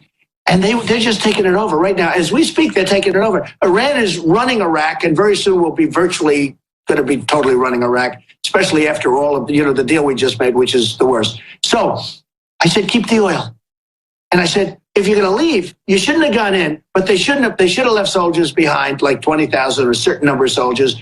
But if you're going to leave, take the oil. And I've said it. Then they left, they didn't take the oil. So ISIS got the oil, Iran is getting the oil, everybody's getting everything but us. So we lost thousands of soldiers. We spent $2 trillion in Iraq. We have wounded warriors who I love all over the place. And what do we get out of it, Alex? We get nothing. We had nothing. So, no, the French and the Germans are getting the oil and the Iranians are getting the oil. And you know who the number one customer for the oil is? Guess what? China. That's right. How smart is China? They outsmart us on every level militarily. They outsmart us on trade. We have a $450 billion trade deficit with China. Let me ask you this. You're a top business guy, on your own from nothing. How did China get 97% of rare earth minerals in the world? How is the United States or nobody else even trying to get rare earth minerals when it's what goes in the smartphones, the computers, trillions is made a year? How did we just give them the global market in that? That's crazy. Well, what a lot of people don't know, Afghanistan. Now, Afghanistan's a place we can go in because, you have Pakistan and you have nuclear weapons, a lot of things going on there. But we go into Afghanistan, we're fighting, tremendous mountains and ridges. We're fighting on one side. And you know who's got their excavators on the other side? China, taking out all the minerals. Afghanistan, nobody knew this. Afghanistan is rich with minerals, not oil, but minerals. Lithium, everything. And China is taking out all the minerals. And here we are fighting. We have trillions. We have like $1 trillion in Afghanistan, and we get nothing out of it. And we're going to end up leaving and keeping a couple of thousand soldiers there and this and that. We get nothing. China is taking out the minerals. They're the buyers, the big buyers at very, very low prices of, as you know, of the oil in Iraq and probably in Syria. But China is a big buyer of the oil. But one thing with the oil, it's because you've covered it. For 3 years, I've been saying hit the oil because ISIS is getting strong, and they're no JV, as the president said, and they're certainly not contained. But I said hit the oil and hit them hard. And they laughed at me. And they would put generals on television saying, no, that strategy wouldn't work. Well, after Paris, they started hitting the oil. And it does work. The problem is we've given them a 2-year edge. They have billions of dollars. The Russians started hitting the oil for 1 month, and ISIS is already rolling over. Can you speak to, as president, what your relationship would be with foreign leaders and what you know about Vladimir Putin? Because all I know is, why are we starting a fight with Russia when they're not doing anything to us? Right. Well, number one, and just to finish on the oil, by the way, I say hit the oil, but we should keep the oil. In other words, we'll get ExxonMobil, they'll go in, we'll get other of our oil companies, we'll get some of the great oil companies, we bid it out. We should keep the oil. In the old days, to the victor belong the spoils, right? We don't have that. We go in, we fight a war, and we leave. We get nothing, except we get debt and we get deficit. That's all we get. I think I get along great with people. I mean, I will probably get along well with him, and if I don't, somebody else will, and who knows? He's a difficult cookie. He's tough and he's smart. I was on the show 60 Minutes with him recently. Not together. I mean, they did him and they profiled me at the same show, which was we were stablemates, right? But I think I'd get along very well with him. I think it'd do fine. Look, here's the thing. We lose with every country, and yet we don't get along with any countries. China is killing us. Everybody's killing us. China's just beating us to a pulp and trade. Japan, Mexico is killing us, and yet we don't get along with anybody. With me, they're not going to get so rich, believe me. What about Crippled America? It's a number one. You got a big rally tonight. Everywhere you go, your crowds just get bigger. I mean, obviously, you're probably going to get the Republican nomination now. Wow, and you're ready for the dirty tricks. 1 minute left, Donald Trump. What do you have to say about your book and what's coming up? Well, first of all, before the book, because you mentioned one thing, I had never heard that, but I am in this to win it. I am not in this to say, oh, gee, I've done a really good job. A reporter called up, a very powerful reporter, said, how does it feel? How does it feel? I said, it only feels, because they said what we've done has never been done before politically. You know, I've been in the poll for 5 months. Since it came out, I'm number one. I said, it's only good if we win. If I don't win, I've wasted a lot of time. That's the way I viewed it. He said, no, you haven't. I said, believe me, if I don't win. Because we can't do anything to make our country great if I don't win. I'll be watching television someplace. It'll be forget it. So I wrote a book called Crippled America. It's doing fantastic business. I don't know if you can see that thing right up there. We can. But it's doing great business. I hope your audience goes out and buys it as Christmas gifts and everything else. And I just want to finish by saying your reputation's amazing. I will not let you down. You will be very, very impressed, I hope. And I think we'll be speaking a lot, but you'll be looking at me in a year or 2 years. Let's give me a little bit of a time to run things. But a year into office, you'll be saying, wow, I remember that interview. He said he was going to do it, and he did a great job. Because I want to move to Spain. I really, really want to move to Spain right now. Rob Dew with Infowars.com, and I would like to be the first to thank white America for ruining the country. Although I'm not the first. In fact, Van Jones went out on election night and got on CNN and said, it's white lash. And that's the reason it happened, because white people were so bad and evil and mad that they wanted to send a message that a woman couldn't be president. We've talked about race. I mean, we've talked about everything but race tonight. We've talked about income. We've talked about class. We've talked about region. We haven't talked about race. This was a white lash. This was a white lash against a changing country. It was a white lash against a black president in part. And then last night we had Samantha Bee saying white people ruined America. That's right. Here's the clip. People will be looking for someone to blame: the pollsters, the strident feminists, the Democratic Party, a vengeful God. But once you dust for fingerprints, it's pretty clear who ruined America. White people. She then joked and said, oh, I guess ruining Brooklyn was a dry run. That's right, because somebody who builds up properties and hires people to build them and maintain them is ruining America and ruining jobs, just like he did in D.C. with the new post office. In fact, the government gave him the bid, and he brought it in under budget and under time. That's terrible. That's the wrong thing to do, Donald. You're doing a horrible disservice to our country. But wait, we got more comedians. Here's Chelsea Handler, literally breaking down in tears that Hillary Clinton didn't win. And I guess the message that I want to spread out to other women is exactly what you're saying, is not to give up. Sorry, I hate crying on camera, but is not to give up, because this is so important. And it's easy to say, throw in the towel and that we're going to leave, or I'm going to move to Spain, because I want to move to Spain. I really, really want to move to Spain right now. And I'm going to get serious here in a second, but let me show you one more clip. Here's Seth Meyers wiping away the tears that his mother might not get to see the first woman president. And whoever you are, I hope I live to see your inauguration. And I hope my mom does too. She was really excited yesterday. And I was really sad for her. And then he went on to say, well, the first woman president could still be out there watching this, and then you still get to be the first woman president. Look, people, it's not even the point that Hillary Clinton would have been or not have been the first woman president. She's an evil bitch. That's the bottom line. In fact, one of her first jobs as a public defender was defending a child rapist. And she used tactics on this little girl who we had just behind me in the studio, Kathy Shelton, who was 12 years old when she was pulled off her bike and gang raped. How's that for feminism? Okay? And Hillary went on to take evidence and move it across state lines. She mishandled evidence in this case. She actually took this little girl, brought her up on the stand, and made her cry. And she was using tactics now that are illegal under rape shield laws. Does that sound like a person that needs to be president? They jerked me off my bicycle. They put me in the truck, and they were beating me. And they raped me. And he was saying he knew I liked it, except in a more terribly manner than that. I was left out on the ground,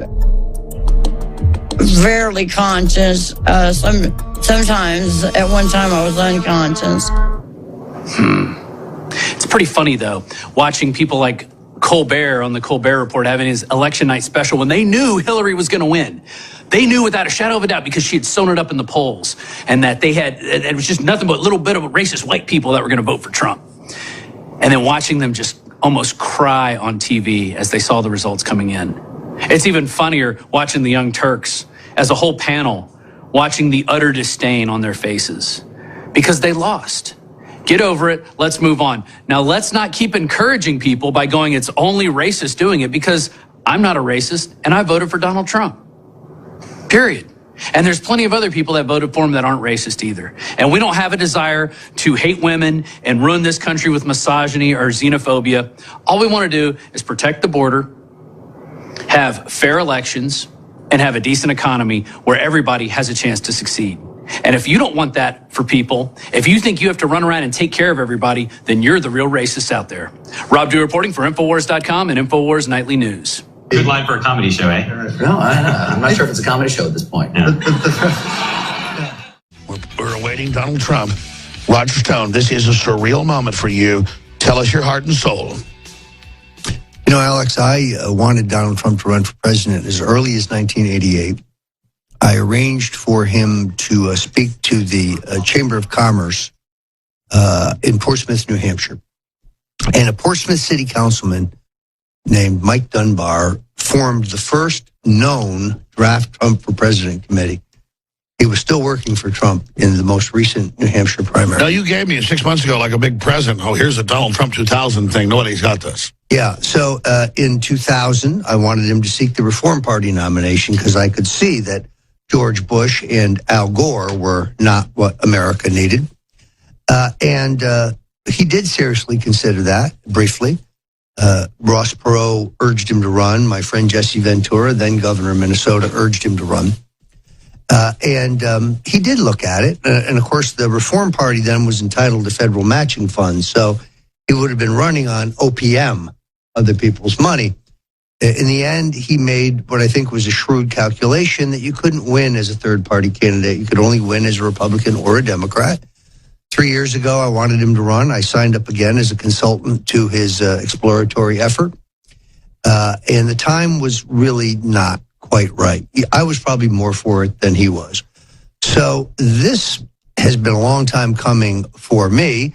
I have taken the beating from my friends and some people who aren't my friends for 30 years of saying, oh, Donald Trump, come on, you're out of your mind. He's never going to run. This is all about burnishing the brand. This is all about his the fact that he's a media whore and he just likes to read his name. He's never really going to do it.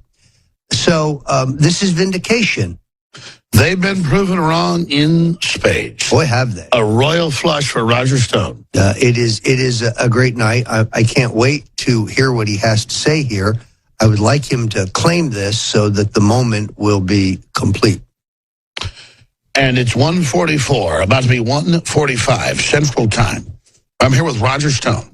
History is happening now. There's Donald Trump. Let's fade up the audio. There's Pence, the vice president. There's the family. That is now the president, vice president-elect. Pence is preparing to come down.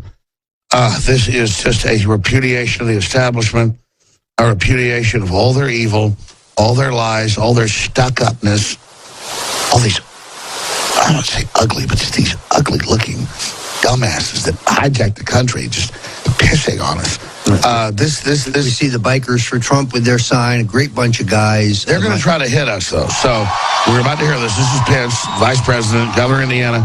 We're hearing this now. Roger, let's hear from Pence. Get ready. This is it. This is the rebirth of the republic. This is happening now. InfoWars is the tip of it's crazy. We're the tip of the spear. Yes, indeed. This is it. 1776 reborn. If they stay true, they will save the planet. If they don't you agree? If they don't, we'll be out attacking them. This is a historic night.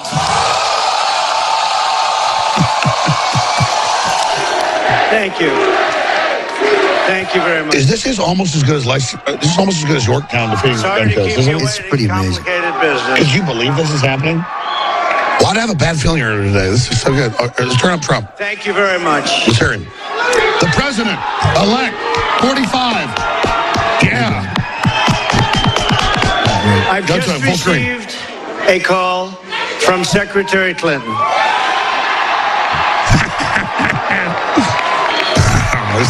She congratulated us. It's about us on our victory. And I congratulated her and her family on America a once very, again, very assholes. How's it feel? campaign. I mean, she fought very hard. Piece of filth. Hillary has worked very long and very hard over a long period of time. She worked hard to bring us down. And we owe her a major debt of gratitude for her arrest her service immediately to our country. I don't like this. Very sincere. I know he's got to be gracious. He's got to be gracious. Now it's time. What do you say to this? For America to bind the wounds of division. Have to get together. He's got to be big, right? To all Republicans and Democrats and independents across this nation, I say it is time for us to come together as one united people. He's a good man. Working together, we will begin the urgent task of rebuilding our nation and renewing Do you imagine the American how they're dream. crapping their pants right now? I've spent my entire life in business looking at the untapped potential in projects and in people. They're so upset right now. That is now what I want to do for our country. Tremendous potential. I've gotten to know our country so well. Tremendous potential. It's going to be a beautiful thing. Every single American will have the opportunity to realize his or her fullest potential. Wow. The forgotten men and women This is so good right now. will be forgotten no longer. We're going to take care of our veterans. We're going to cut taxes for inner city people. No problem. We are going to fix he is. our inner cities. He now is totally and confident. rebuild our highways, bridges, tunnels, airports, schools, hospitals. We're going to rebuild our infrastructure, which will become, by the way, second to none. And we will put millions of our people to work as we rebuild it. I love it. Who else would put his youngest kid up on stage? This is just so We will great. also finally take care of our great veterans. That was coming. He feels very strongly about We've been so loyal, and I've gotten to know so many. I've talked to folks that know the Trumps. They're just totally in the military. The time I've spent with them the average during public, this you know, is a total campaign has pussy been compared to that. among my greatest honors. Our veterans are incredible people. We will embark upon a project of national growth and renewal. I will harness the creative talents of our people, and we will call upon the best and brightest to leverage their tremendous talent for the benefit of all. It's going to happen. All right, we got the crew in here, delusionally happy. Let's hear Trump. What's going on here? We will double our growth and have the strongest economy. I can't, I mean, look, the thing is, At the same good people time, never realize we we will have get the along power with over all scum. We have to rediscover Get that. along with us. They will be.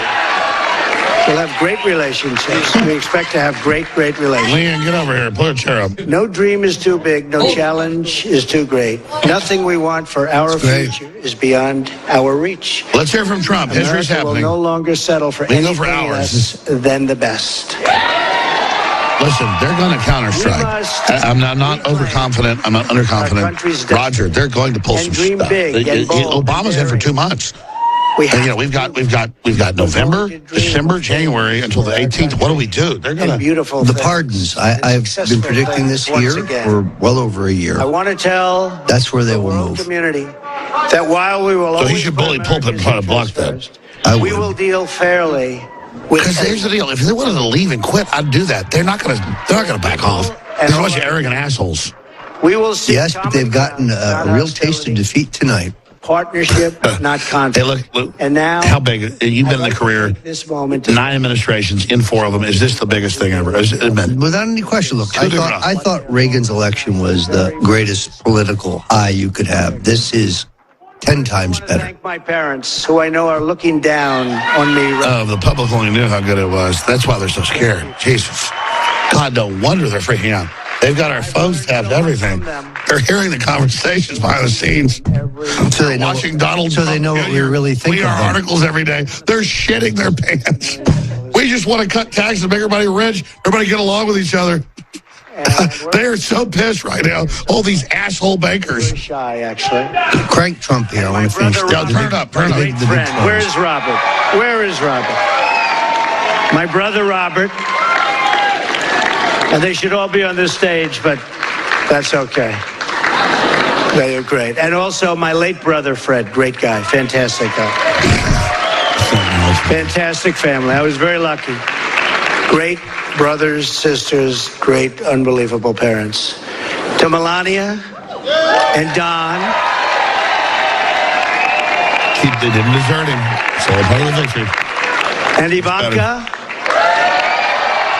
I just can't believe how we're involving Fisher like this. And Tiffany. And Barron. It freaks me out. My whole life has been victory. I love you and I thank you.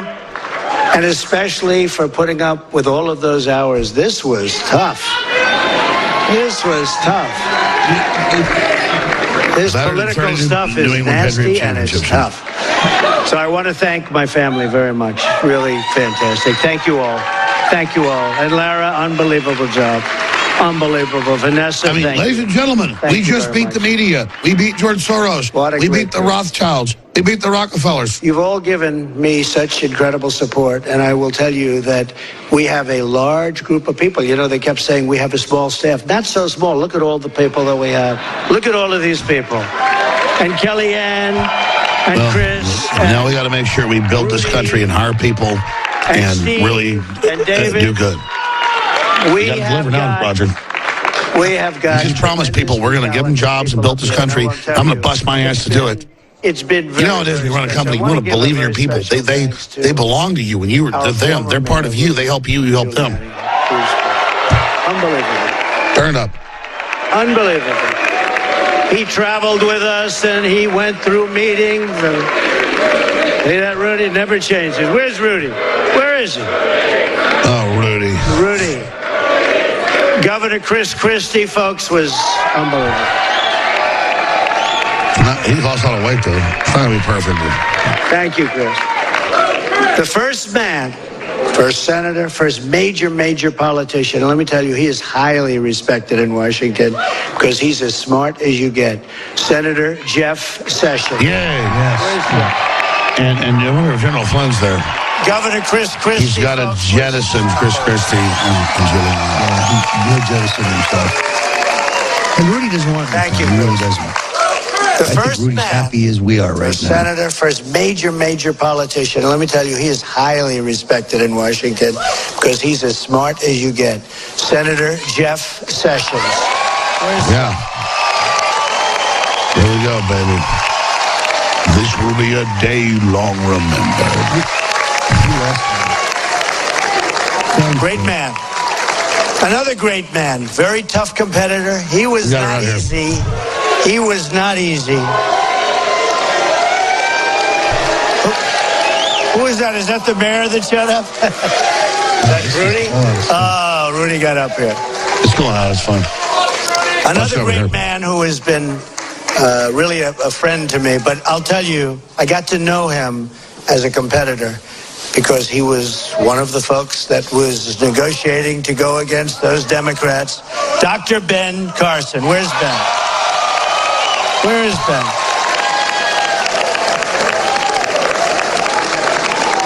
And by the way, Mike Huckabee is here someplace, and he is fantastic.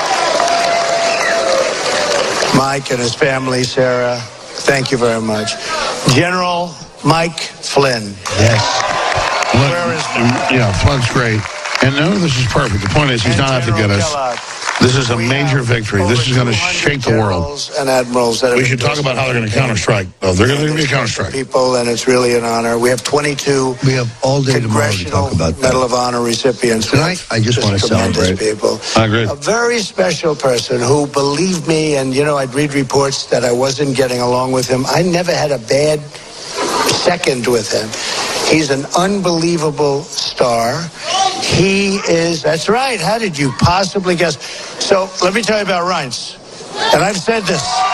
I said Reince, and I know it. I know it. Look at all those people over there. I know it. Reince is a superstar. But I said, they can't call you a superstar, Reince, unless we win. Because you can't be called a superstar like Secretariat. If Secretariat came in second, Secretariat would not have that big, beautiful bronze bus at the track at Belmont. But I'll tell you, Reince is really a star. And he is the hardest working guy. And in a certain way, I did this right. Well, I say this. We have reached the main shield generator. You may start your landing. Boy, oh boy. Target maximum firepower. It's about time you did this, Reince. Ooh, little jab there for 2012. What are you talking about? By the time you did this right. Oh, he did, yeah. Ladies and gentlemen, Now the this next little president of the piece United of shit States, is up there. Donald Trump. Thank you. It's been an honor. Yeah, it's a great honor. We tried to put in our little blue-eyed baby, Paul Ryan, but it's okay. Tell me he's going to get rid of these people, right, Roger? I sure hope so. Was so important to the success and what we've done. So I also have to say I've gotten to know some incredible people, the Secret Service people.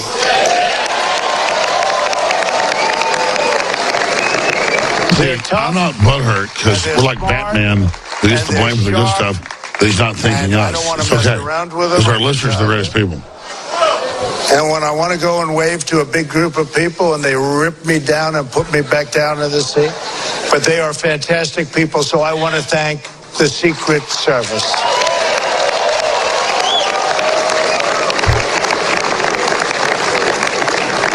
And law enforcement in New York City, they're here tonight. These are spectacular people. Sometimes underappreciated, unfortunately, but we appreciate them. We know what they go through. So it's been what they call a historic event. But to be really historic, we have to do a great job. And I promise That's right. You got to deliver now, buddy. Not let you down. We will do a great job. He told me he said, "Well, I'll let you down." I look very much forward to being your president. Got my And taxes, hopefully at baby. the end of 2 years or 3 years or 4 years or maybe even 8 years, you will say, so many of you work so hard for us, but you will say that that was something that you were very proud to do, and I This can is surreal. thank This you very victory much. is truly And I can only disgustingly say good. that while the campaign is over, our work on this movement is now really just beginning. That's right. The battle starts now. We have to We're going to deliver get to tax work cuts, immediately industry for the jobs, American not people. wars. And we're going to be Tell me, Roger, he's not going to start a war, right? I don't think he'll start a war. Please, God, proud we have of enough the of those. president. You'll be so proud. Again, it's my honor. It was an amazing evening. It's been an amazing 2-year period. And I love this country. Yeah. Thank you. Thank you very much. Yeah. And thank you. It's almost 3 o'clock in the morning, Central Time. And we now have President-elect Donald Trump. Donald Trump is no angel, and neither am I. But Donald Trump's will is that you be prosperous and that you be successful. No dream is too big. No challenge is too great. Nothing we want for our future is beyond our reach. America will no longer settle for anything less than the best. And that's why Goldman Sachs and JP Morgan and all the big mega banks have set themselves up against him, because they believe they own you. I knew a year and a half ago when I endorsed Donald Trump he was going to win. And I've talked some about why I knew that. But people I know and people I trust that are patriots, that have defended this republic, confirmed to me, and I've seen it in Donald Trump's actions, that he wanted to restore this republic. But I want to be very clear to you, very clear. That isn't about credit. It's so that you know the danger. You've seen the stupid ads with the bunny rabbit that says Energizer inside. If you want to know what powers Donald Trump, individually, it's a love of liberty and a love of standing up to corruption. He's not perfect. Nobody is. But what powers the movement is InfoWars. They want to establish a private, corporate, global government. Nigel Farage, the leader of UKIP, would come on my show 15 years ago when he barely had a few members of parliament. Now he's 100 times bigger or more. And he would say, it's your listeners listening to you in the U.S. when I go knock on doors. That's why we're getting the UK Independence Party. It's InfoWars. Thank you. He said that on the show.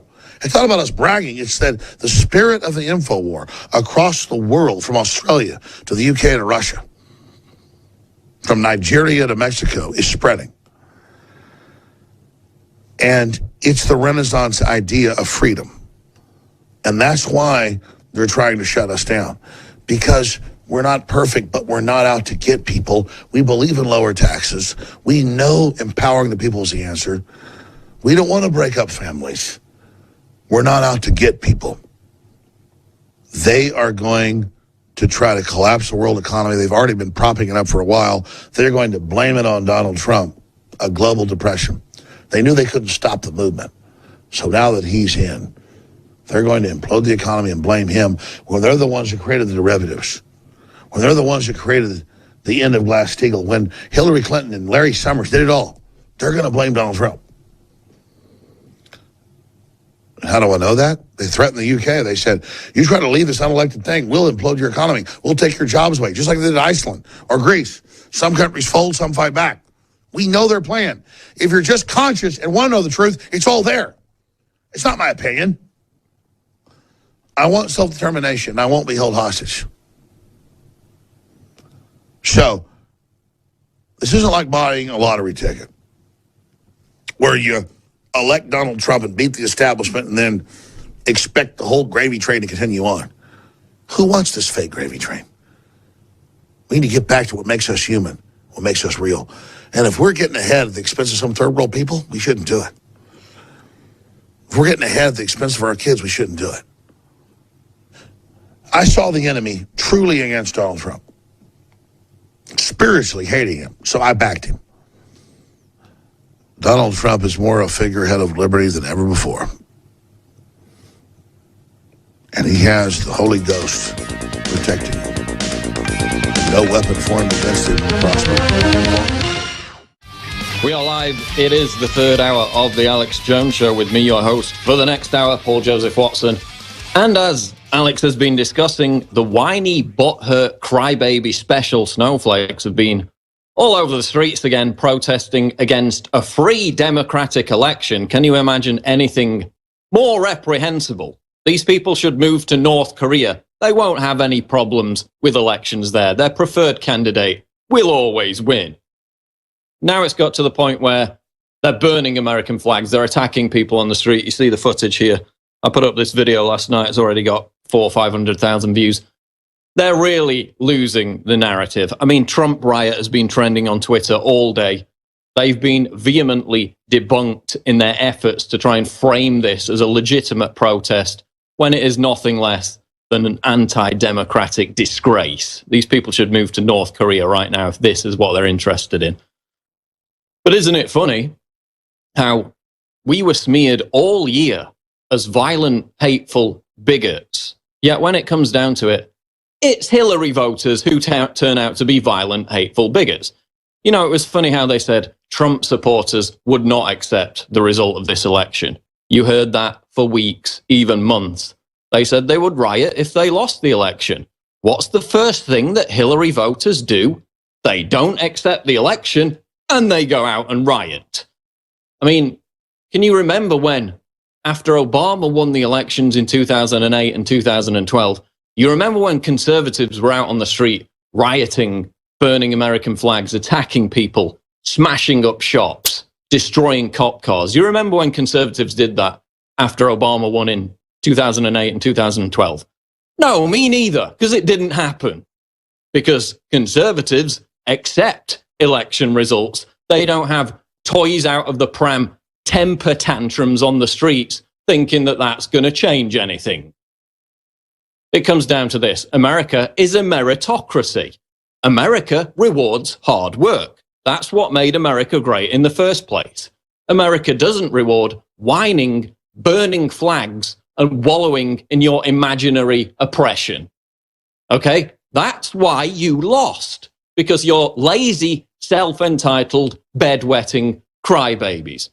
But they're still out on the streets, and they will be out on the streets tonight, probably throughout the entire weekend, actually believing that the Electoral College is going to look at them burning an effigy of Donald Trump's head and think, oh, well, we better just overturn the entire election result then, because some whiny crybabies waving Mexican flags had a hissy fit.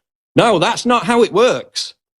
Again, it's this entire mentality which has driven the rise of social justice warriors, this mental illness that everybody gets a trophy. No, everybody doesn't get a frigging trophy. You have winners and losers in life. The winners are the people who really want it and who work for it. And those were the winners on November 8th. You were the losers. Get used to it, accept it, move on. But they're not going to move on. What is the next stage of this? That's what we're going to talk about during the next hour. We're also going to talk about the anti-Donald Trump hate crime wave now sweeping America that the rigged, debunked corporate media is covering up, refusing to admit is taking place. Of course, we saw after Brexit this big frothing hysteria that there were hate crimes happening everywhere. Massive explosion, of course, turned out to be complete BS. The reporting of hate crimes had increased. Actual hate crimes had not increased. Now, all the hate crimes that are taking place in the aftermath of this presidential election are extreme violent left-wingers, the alt-left, attacking Donald Trump supporters, not only out on the streets, but also now in schools. We're going to get to that after the break. This is the third hour of the Alex Jones Show Live. Breaking news at Infowars.com. Don't go away. We are back on the third hour of this Friday edition of the Alex Jones Show. And there's an anti-Trump hate crime wave sweeping America, which the rigged media won't talk about.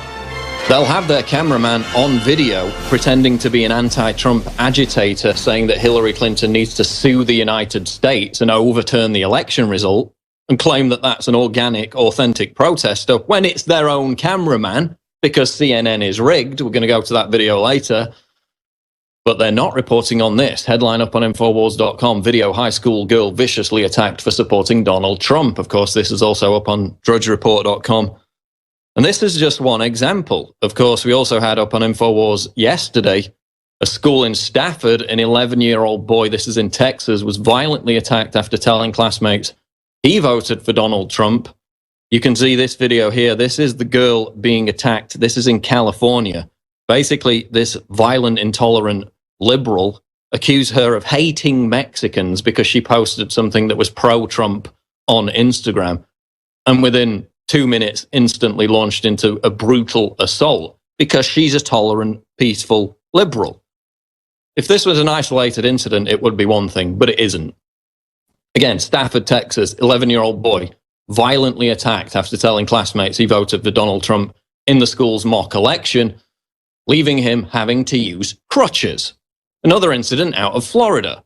17-year-old student punched by a classmate, punched by a tolerant liberal, in the face because he was holding a Donald Trump sign during gym class. We played the video yesterday of the guy in Chicago dragged out of his car, beaten by a mob of people as they decry the fact that he voted for Donald Trump. You voted for Trump, this is what you're going to get. Beat him round the head, rob his possessions, his arm gets stuck in the window of the vehicle, it drives off, dragging him down the street. Can you imagine if the roles were reversed? It looked like an actual lynching by the end of this scene. And you can see the video, we're playing it right now. Can you imagine if the roles were reversed? Can you imagine if a group of aggressive, intolerant Trump supporters had basically dragged an African-American guy, a Hillary voter, out of his car and sort of beating him around the head, robbing him, and then literally dragging him in the streets, hanging off the back of a car? That would be a nationwide news story. It would be all over the place. It would be all over CNN. Has CNN reported on this? No. ABC News, no. NBC, no. Nobody's reported on it.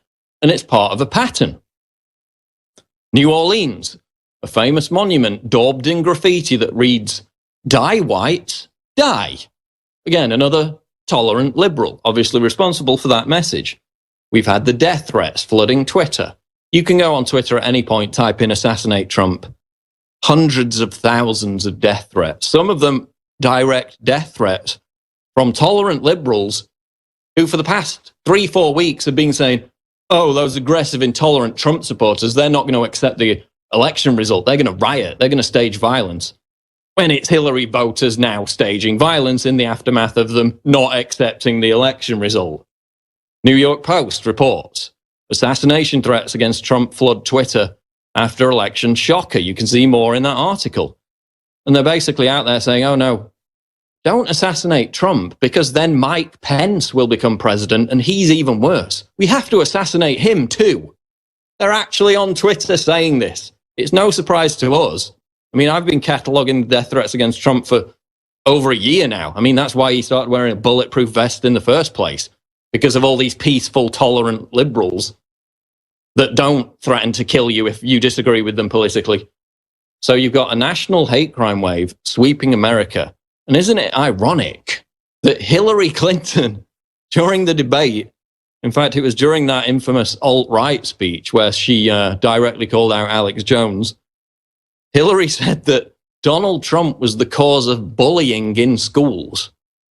Well, look at what's happening now in the aftermath of this election. It's kids being bullied, being violently bullied in schools because they supported Donald Trump. Again, everything they project on us, they're responsible for it. Hateful, intolerant violence. This is the new regressive left. There are very few actual real liberals calling them out. There are a few, and we give them honorable mentions when they do it. But by no means are there enough. So again, you've got riots across America. Portland, San Diego, Los Angeles. There'll be more tonight. Don't worry about that. George Soros and MoveOn.org have got this planned to a fine T. Again, the media is pretending it's an organic protest. It's not an organic protest. They literally have news networks trying to hire people to play the role of anti-Trump agitators so they can interview them. They've got CNN interviewing their own cameramen and claiming it's an organic anti-Trump protester. You've got MoveOn.org on their own website saying this is what we're going to do, following these orders, bussing them in to Austin. We had that article up on Infowars.com.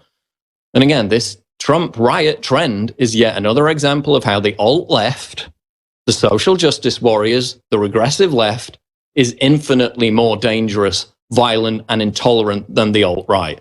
We had an entire election campaign of the media demonizing the alt-right as this violent, bigoted force that's going to stage violence and start attacking people. Well, look who's attacking people. It's actually the alt-left. It's your people. It's the monsters that you created with all this hysterical media coverage for the past year, saying that Donald Trump is literally Hitler, that he's going to destroy the world. Penny, penny, the sky is falling.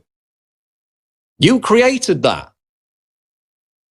And that's why they're now having to frame it as some kind of organic, natural protest that is legitimate. It's not legitimate. You had the Daily Beast come out and say, oh, look at Trump. He's already showing himself to be anti-free press, anti-freedom of assembly, because he decried these protests. They're not protests when they're burning down shops, smashing windows, attacking people on the street. That's a riot. That's criminal behavior. It's not a protest. But again, because the leftist media is wedded to these people, I mean, they incited them in the first place. The media is responsible for inciting these riots because of their hysterical rhetoric about Donald Trump being a fascist. They all believe it. They've all got moral, righteous indignation. They're all out on the streets thinking that they're actually some kind of anti-fascist revolutionary force, like they're fighting against the occupation in France by the Nazis. And the media has done that to this people. In fact, let's go to that video now of the black bloc anarchist who probably is a 25-year-old virgin who lives in his mom's basement and has never had a job, smashing an electrical box with what looks like a baseball bat. Let's go to that video now. I'll talk over it. Again, this was last night. Look at him. Attacking an electrical box with dozens of people surrounding him. And then one of them sees some sense and tries to stop him. This woman. So then he starts attacking the woman. This is the tolerant, peaceful, loving left. This is from the Trump riot. But again, you won't see that on CNN. They'll say it was largely peaceful as shops are being smashed in, attacking bus stations, burning American flags, attacking people in the street. The media will say, oh, there were a few disturbances, but largely peaceful, legitimate protest. No, not legitimate. They're literally protesting against the idea of free democratic elections, okay? F off to North Korea. You'll really like it there. But again, this is another example of the violent, intolerant left that the media has given legitimacy to over the past year, has incited with this hysterical extremist rhetoric about how Donald Trump is literally Hitler. And we're going to go into some more videos of that probably in the next segment now. But what's the end game? Well, now they're out arguing that because Hillary Clinton won the popular vote, which isn't even true at this point, they haven't counted 8% of the vote, which is largely in Republican areas. So by the end of this, when it's all wrapped up, Donald Trump could have won the popular vote anyway. But again, that's the mantra. This is directly from MoveOn.org, from George Soros. Oh, Hillary won the popular vote. Therefore, we need to put pressure on the Electoral College to change the rules of the game after the game is finished. They're literally trying to overturn the results of a free democratic election like some third world dictatorship. This is out of the New York Post. The one scenario that could still get Hillary into the White House. For diehard Democrats holding out hope that they won't have to live through a Trump presidency, God forbid, literally Hitler, there is a last incredibly long shot for them to latch onto a surprise twist in the Electoral College. And it basically talks about putting pressure on members of the Electoral College to not vote in line with how the states voted in the presidential election. There are actually Tumblr websites, petitions, frothing SJWs everywhere devoted to this. They actually think they can overturn the results of a democratic election. These people are authoritarians, okay? They wouldn't be out of place in Venezuela or North Korea or communist China. That's the spirit that runs through these people. There you see the meme, claim Trump is going to destroy America as they go out and destroy America. Again, it's all reflection, it's all projection. What they accuse you of, they're doing, they're planning. And they're trying to actually overturn the results of a democratic election. We saw it with Brexit. Don't think this is not a threat, okay? 17 million people in the United Kingdom, a majority in the vote of 52%, voted for Brexit. We were told beforehand the government will implement your vote. Look what happened. They got lawyers, they got political class insiders to take it to the High Court. Now it looks like it's going to go to a parliamentary vote. They're going to vote against it. They're going to annul the democratic will of the British people, or at least attempt to. And that's what leftists and social justice warriors, funded by billionaire elitist George Soros, are trying to do in the United States. We'll get into it after the break. This is the Alex Jones Show Live. Stay tuned. Martin Luther King once said, a riot is the language of the unheard. Well, now it's just the language of butthurt losers and criminal thugs. We've seen more riots last night. We'll see more riots tonight. And this is the end game. This is what Michael Moore is calling for as well, which we'll get onto. They're trying to argue that because Hillary won the popular vote, which for one, they haven't counted 8% of the results. That's not even known yet. Number two, she won 47% of the vote. So the majority of Americans who voted did not vote for Hillary Clinton, whichever way you want to splice it. They're trying to argue that they can go to the Electoral College and put pressure on these people to overturn the fair and free results of a democratic election. What does that tell you about these people? Again, would they have whined if Trump had won the popular vote but Hillary had won the election. Would they have complained about that? No, they wouldn't have said a damn word, because they want to change the rules of the game after they've already lost the game. I mean, it's like in American football. I mean, you can't argue that a field goal should have been worth 6 points after you've already lost the game. It doesn't work like that. You lost. You knew the rules of the game going in. You lost. Accept it, move on. But they're not going to accept it because these people are violent, hateful, intolerant, authoritarian thugs controlled from the very top. This is not organic. This is MoveOn.org. This is, again, the so-called anarchists doing the bidding of a billionaire, globalist, elitist in George Soros. How does that reconcile with them claiming to be anarchists? It doesn't. If Hillary Clinton had won, would all these anarchists and communists be out on the streets right now? No, they wouldn't. Yet she's the ultimate Wall Street insider, the ultimate embodiment of the political class. Would they have been out on the street protesting her election? No way. You're not anarchists, you're not communists. I mean, you can disagree with those people, but if they legitimately have those beliefs, fair enough, whatever. But you're not even that. You're complete hypocrites, and the kind of tactics that they employ at this point border on domestic terrorism. This is straight out of the Bill Ayers playbook, the Weather Underground.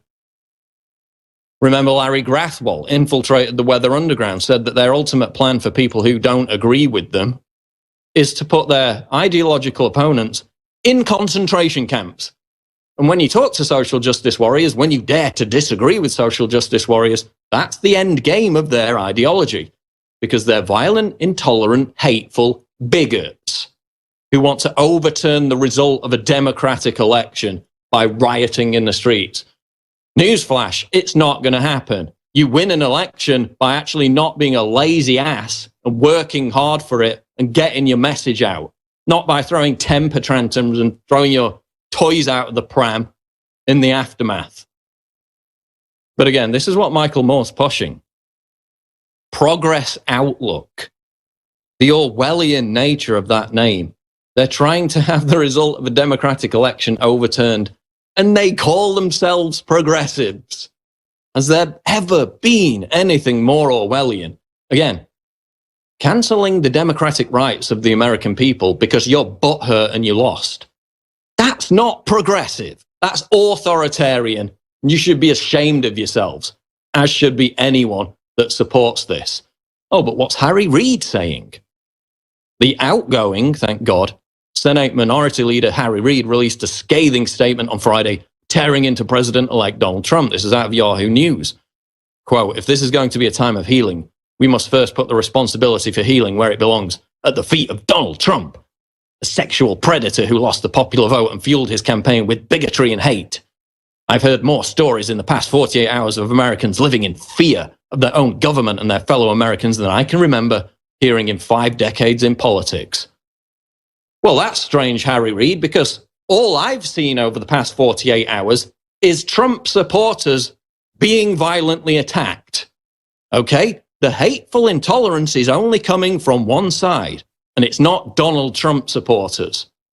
How many videos of people being beaten up on the streets do we need to see to realize that? So Harry Reid, remember, this is the same guy who called the Bundys terrorists. They were all proven innocent. Harry Reid is accusing Donald Trump of unleashing a tide of hate, while Hillary voters unleash a tide of hate, riot, violent brutality against Donald Trump supporters. Again, it's all about projection. They do what they accuse you of.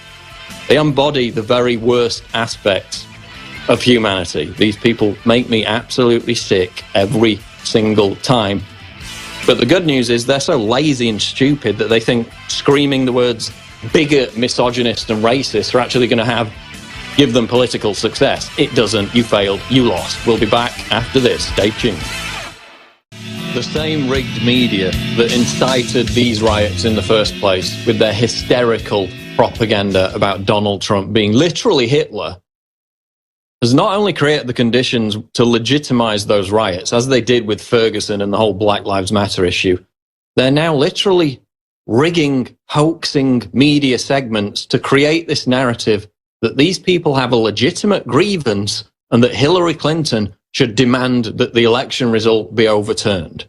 They're actually hoaxing media segments to try and run that scam on live television. We're going to go to that clip in a minute. I just want to tell you about the products at InfoWarsStore.com and InfoWarsLife.com, because we've extended the election super specials to help defend liberty. We're now sold out of many of the InfoWars Life formulas like Knockout, but we have extended most of our top-selling super specials at InfoWarsStore.com. There's no question that Hillary and the globalists will not lay down and accept defeat, and a counterattack is imminent. As I just explained, it's already happening with the riots, with the demands for Hillary to demand that the election result be overturned. We need to keep fighting. This is only the beginning. I told you about this with Brexit, and look what happened. They're trying to overturn Brexit. They may even try to overturn this if we don't stay on the front foot. And of course, you can help us do that by getting the products at InfoWarsLife.com.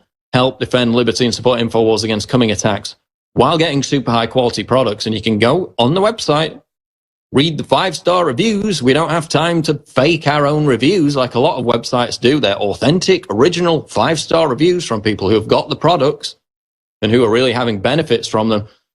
30% off Super Male Vitality, 30% off DNA Force, 30 to 40% off InfoWars Select storable food. Again, the government's storing food. Why shouldn't you do it? If nothing happens, then you just eat the food and you save a ton of money anyway. It's win-win. 30% off Survival Shield X2, 30% off Pro Pure King water filters, and 15% off all Molon Labe apparel. Those great t-shirts, conversation starters. And again, we're not funded by MoveOn.org. We're not funded to the tune of hundreds of millions of dollars by George Soros, yet we're kicking his ass on a daily basis. Why is that? It's thanks to you getting the products. This is not a cliche. When I started working here, there were literally 2 employees. And that wasn't even that long ago. 10, 11, 12 years ago. Look at what we've achieved after that. And it's solely down to you supporting us, helping us to grow this network by getting the product at InfoWarsStore.com. So please continue to support us as we move forward in this battle, in this war. And the election was only part of the battle. The battle goes on.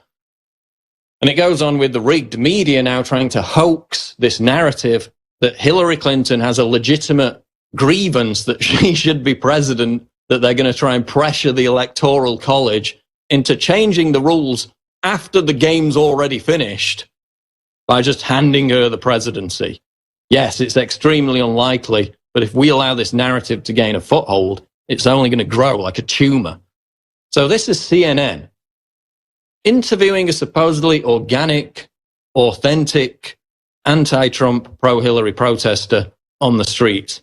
Now listen to this guy, and specifically listen to the end of the interview when Don Lemon, the host, starts talking and admits that this so-called organic protester is in fact a CNN employee, a cameraman. Let's go to the clip.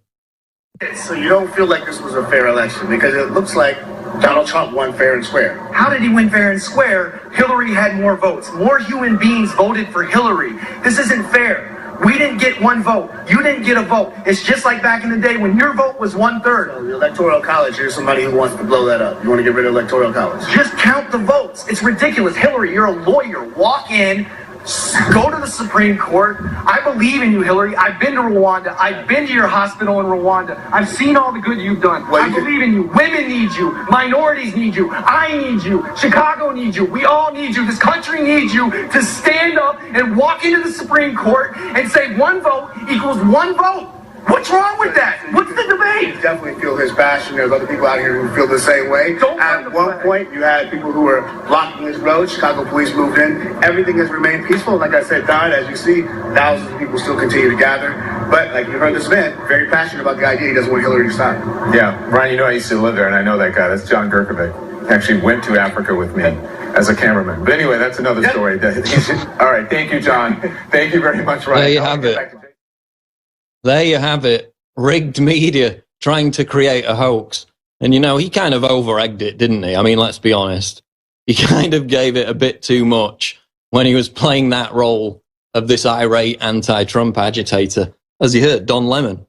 I know that guy. Oh, he's our cameraman. Oh, really? So we looked him up online, and a resume for John Gurkovich, who was the guy named the so-called irate anti-Trump protester. And what we found correlates with Lemon's statements about a cameraman working for CNN and filming in third world nations. So it is him. They got a CNN employee to play the role of an anti-Trump agitator to drop this narrative, this butthurt, whiny, crybaby narrative that they want to change the rules of the game after they've lost the game. Again, they want to pretend, they want to argue that a field goal should have been worth 6 points after they already got crushed. Well, it isn't worth 6 points, sorry. You can't just invent new rules after the game's over. Get over it, you lost. But they're going to try and continue this narrative. And Michael Moore is firmly on board. The complete hypocrite who in June 2016 said he was voting for Bernie Sanders because Hillary Clinton was the corrupt Iraq war voting Wall Street corporate establishment candidate who he would never vote for. Lo and behold, 4 months later, oh, Hillary Clinton's great. Everybody should go out and vote for her. Now, filmmaker Michael Moore, this is up on RT, filmmaker Michael Moore has become a political beacon for devastated Hillary Clinton fans to move on and get SHIT done after posting a 5-point plan which went viral. And I mean, it got 400,000 Facebook likes, 180,000 shares. He then posted another one, which I put up on my Twitter. And he directly calls for people to follow the orders of MoveOn.org, which is owned by George Soros. So this is a guy who cut his teeth going after big business, going after the corrupt establishment, supposedly in the name of defending the rights of the middle class.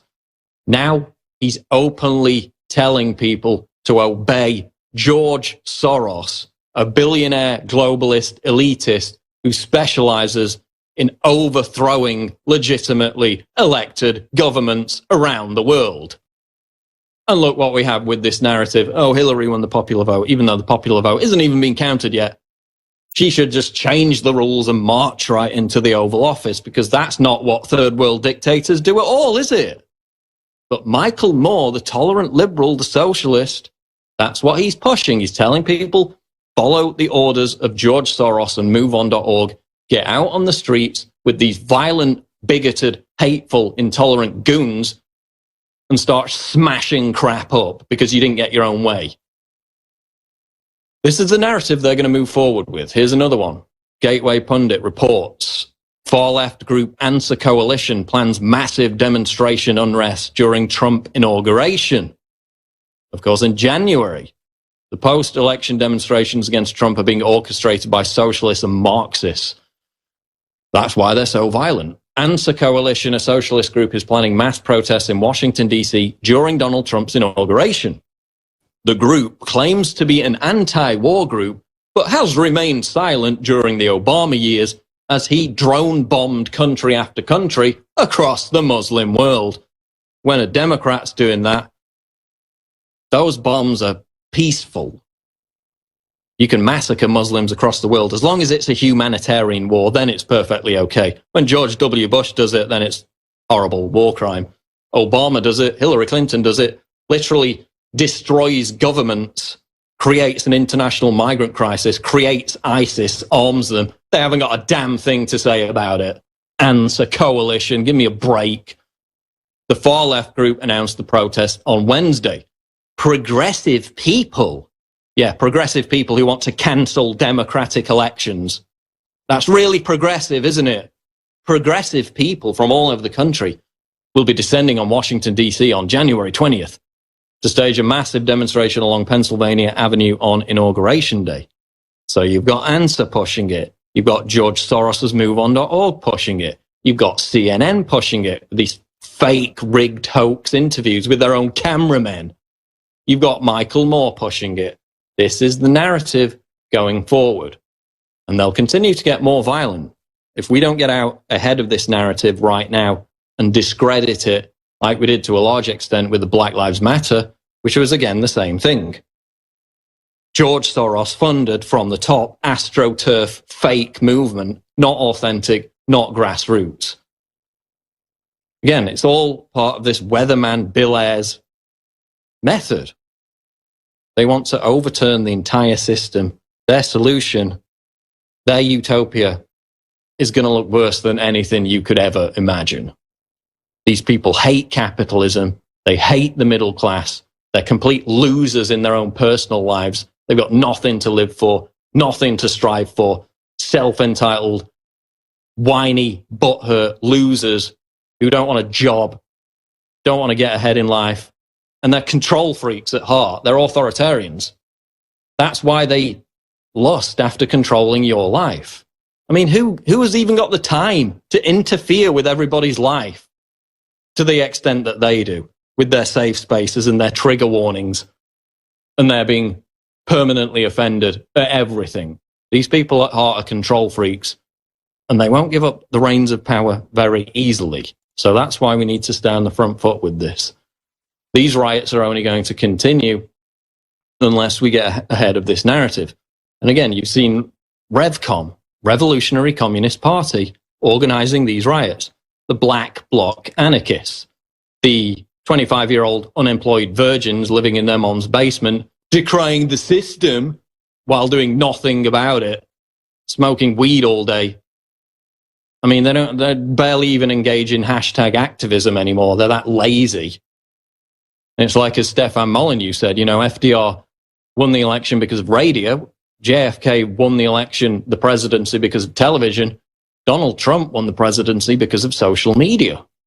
In fact, you even had the Daily Beast yesterday saying that myself, Alex Jones, Mike Cernovich, Chuck Johnson, Molyneux, we were all to a great deal responsible in terms of social media for helping Trump win the presidency, because we actually work hard, we care, we strive to win. We don't lay around being butthurt, whiny, self-entitled losers who are too lazy to do it in the moment, and then when they fail, they go out and smash crap up. That's not how it works. That's not how you get ahead in life, okay? Again, assassination threats flooding Twitter. Ron Paul has come out. This is up on Infowars.com. This is what I said a couple of days ago as well. Ron Paul, Trump needs to resist neocons and shadow government elites. He said, unfortunately, there's been several neoconservatives that are getting closer to Trump, and if he gets his advice from them, then I do not think that this is a good sign. And again, this is going to be one of the problems with Trump. Now, there have been a lot of good noises about him filling his cabinet and the other positions with people outside of the establishment system. And obviously, that's as you would expect, given that he's run his entire campaign on that. Getting people like Kellyanne Conway in there and others, people who've helped him out throughout the campaign. But, I mean, there are so many positions to fill. What is it, 4,500 positions for starters alone? Now, obviously, he's going to get some people in there who might not have his best interests at heart. So that's what we've got to look out for. That's what we've got to call him out on. Because even though the media said, oh, Trump's just a demagogue, well, we're not going to act like those people in North Korea fake crying when Kim Jong-il died. Okay? If Trump makes mistakes or he doesn't do what he said he's going to do, we're going to hold his feet to the fire. And that goes for who he appoints in his cabinet. And in this interview, Ron Paul went on to say, we look at the president, we look at what he said, we look at what he might do when you look at his advisors. But quite frankly, there's an outside source which we refer to as the deep state or the shadow government. There's a lot of influence by people which are actually more powerful than our government itself, our president. He went on to touch on foreign policy, and he said basically, quote, during the campaign, he did talk a little bit about backing off and being less confrontational with Russia. And I like that. Yeah, that's pretty good that we're not going to have World War III, right? Like we would have done with Hillary. He criticized some of the wars in the Middle East at the same time. He believes we should accelerate the war against ISIS and terrorism without showing he has an understanding of what causes terrorism. Well, the problem with that is, while claiming that they were at war with ISIS, Hillary Clinton's State Department was literally hiring guards for Benghazi who were Al-Qaeda members right before ISIS came to prominence. They then armed ISIS and then refused to bomb them. I mean, you saw them dropping the leaflets claiming that it was environmental concerns were the reason why they were giving ISIS members warnings to get out of the area before they bombed the oil tankers. So Obama hasn't even been bombing ISIS. I mean, the Russians came in and basically wiped them out back last year.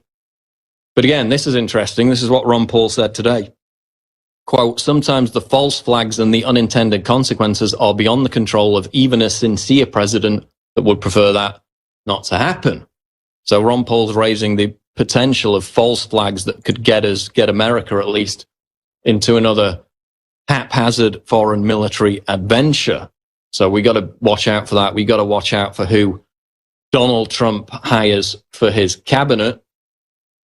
We got this story out of Louder with Crowder. Tolerance. Grubhub CEO tells Trump supporting employees they're hateful racists. And this was the CEO, Matt Maloney, of this company called Grubhub, who said, if you do not agree with this statement, which was basically a SJW screed about everyone's a racist if you don't agree with me, if you don't agree with this statement, then please reply to this email with your resignation because you have no place here. More liberal tolerance. So anybody basically who voted for Donald Trump, anyone who agrees with anything that Donald Trump stands for, he basically told them to resign from his company because he's a tolerant liberal and he can tolerate diversity of opinion. Oh, no, he actually can't. He just told everyone to resign who disagrees with him. And what was the response? Well, there was a complete backlash, calls to boycott Grubhub, which everybody should do. Boycott Grubhub.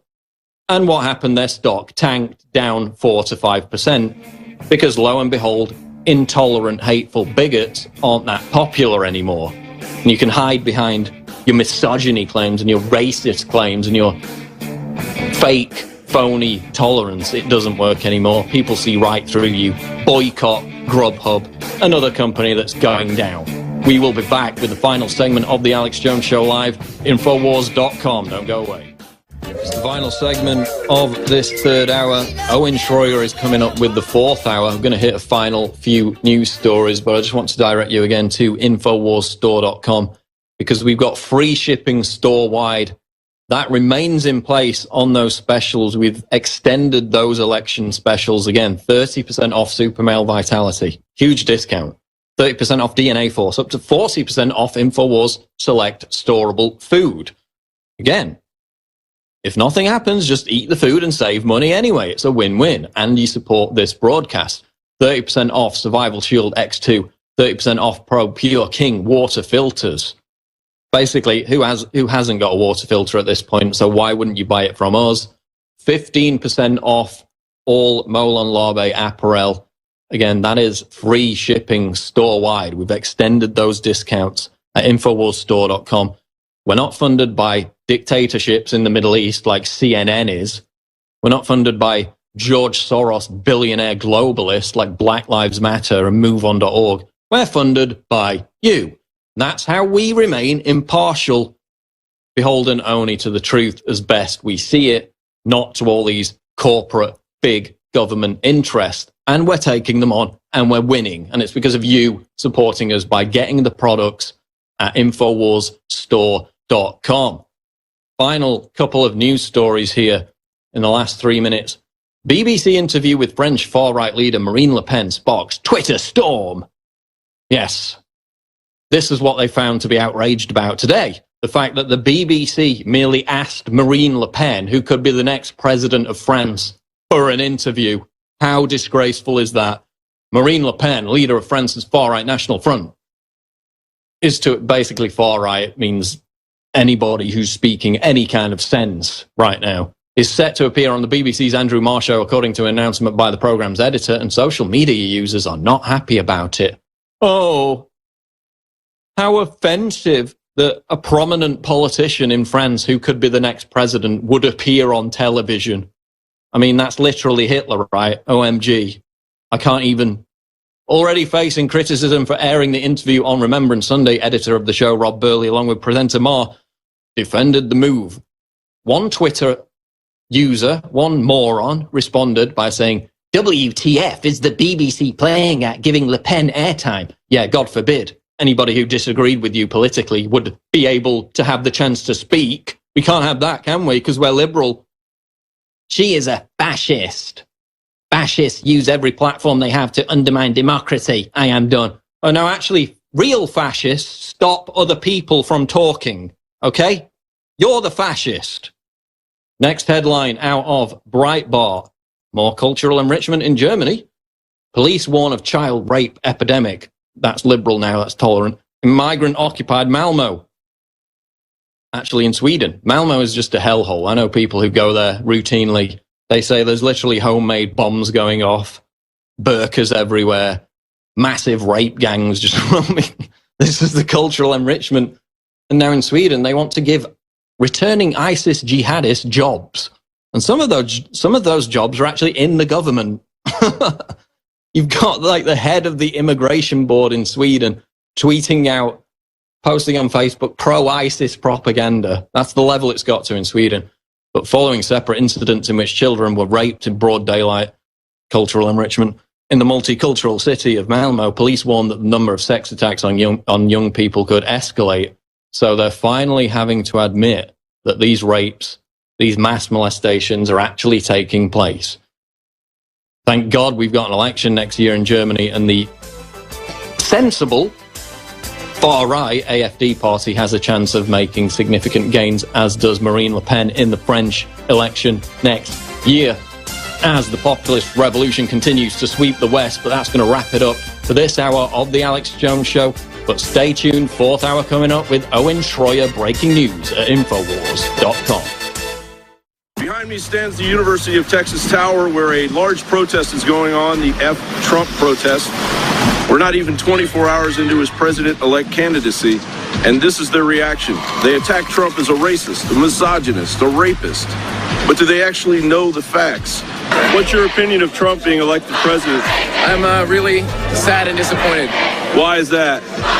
Because I think he's a terrible person who doesn't deserve to be the face of the United States. Why is he a terrible person?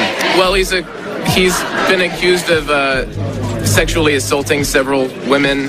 He's also racist and quite clearly sexist, possibly homophobic. Okay, all right. Hillary was also under NYPD investigation, according to Eric Prince of Blackwater, and she was found to have visited Jeffrey Epstein's pedophile island 6 times. So she is under investigation. I don't think several women have specifically come out and said, this person sexually assaulted me. About Hillary Clinton? Right. Yeah, they haven't. It's under investigation. Right. As is Donald Trump. What about the racism? What about the racism? Yeah, how do you explain the racism? He was endorsed by the KKK. Okay, he was endorsed by the KKK. Person who is the KKK, all right. like, this is my guy. You realize Hillary Clinton's mentor was Robert Byrd? Is that just a joke? Is that just a joke to you? Is what a joke? Today, our country has lost a true American original, my friend and mentor, Robert C. Byrd. Senator Byrd was a man of surpassing eloquence and nobility. There are a lot of people who wrote these eulogies for Senator Byrd in the newspapers, and I read a bunch of them, and they mentioned that he once had a fleeting association with a Ku Klux Klan. And what does that mean? I'll tell you what it means. He was a country boy from the hills and hollows of West Virginia. He was trying to get elected. And maybe he did something he shouldn't have done, and he spent the rest of his life making it up. I don't understand why you ask if that's a joke. Well, if Trump is a racist, why isn't Hillary Clinton racist? Because, is KKK endorsing Hillary? The Klan was her mentor. Why is it so funny? All right, so why did you come up here to the protest? I was walking to class and I saw it was when it was smaller here, and then when I came back. Fight! Texas! Fight! See, that brings everyone together. Fight! Obviously, it's a very, very big pro-Hillary, anti-Trump rally. Earlier you mentioned the people with masks. Do you know who those people are? From what I can tell, they're wearing keffiyehs, which generally come from the Middle East. There are a lot of Palestinian supporters wear them because that's like one of their... Exactly. What if I told you it's the local Communist Party? Oh, I knew it. It was. Because, I mean, the pro-Palestinian group here on campus is very, very communist. I know a few people from classes that are involved with it. I think we can come together now. Donald Trump has said, make America great again. I think we can do that. And this is going to involve everyone across the entire political spectrum, left, right, communist, conservative. Everyone is going to have to work together to make this country great again. In fact, the majority of them actually believe they're going to be immediately deported. Trump, he's got to go. Hey, hey. Why does Trump have to go? Because he does not represent this country. His racist, xenophobic, and completely utter... Where are you from, my friend? I am from Houston. Okay, I was born and raised here. Great. I am a Muslim American. You're an American. Yes. Yes, sir. Yes. I am a Muslim American. Right. I do not deserve to be thrown out of this country. What about... Well, of course you don't. Exactly. Of course you don't. Freedom of religion. Yes, sir. I do not believe Trump respects that. He believes all of my kind are terrorists, are radical Islamists, when very few of us are. What's the first thing that comes to mind? He's going to deport illegal immigrants who will help this country, and white supremacy.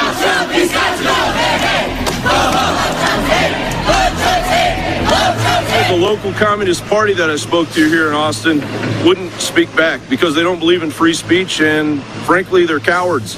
This entire march was a march of cowardice.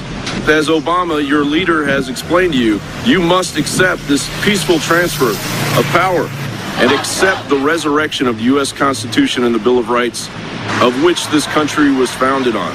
John Bound for Infowars.com. I'm about to give you the secret, the jewel in the crown, to why Donald Trump decisively won this historic 2016 presidential election and is now president-elect number 45. Man, that's got a good ring, doesn't it?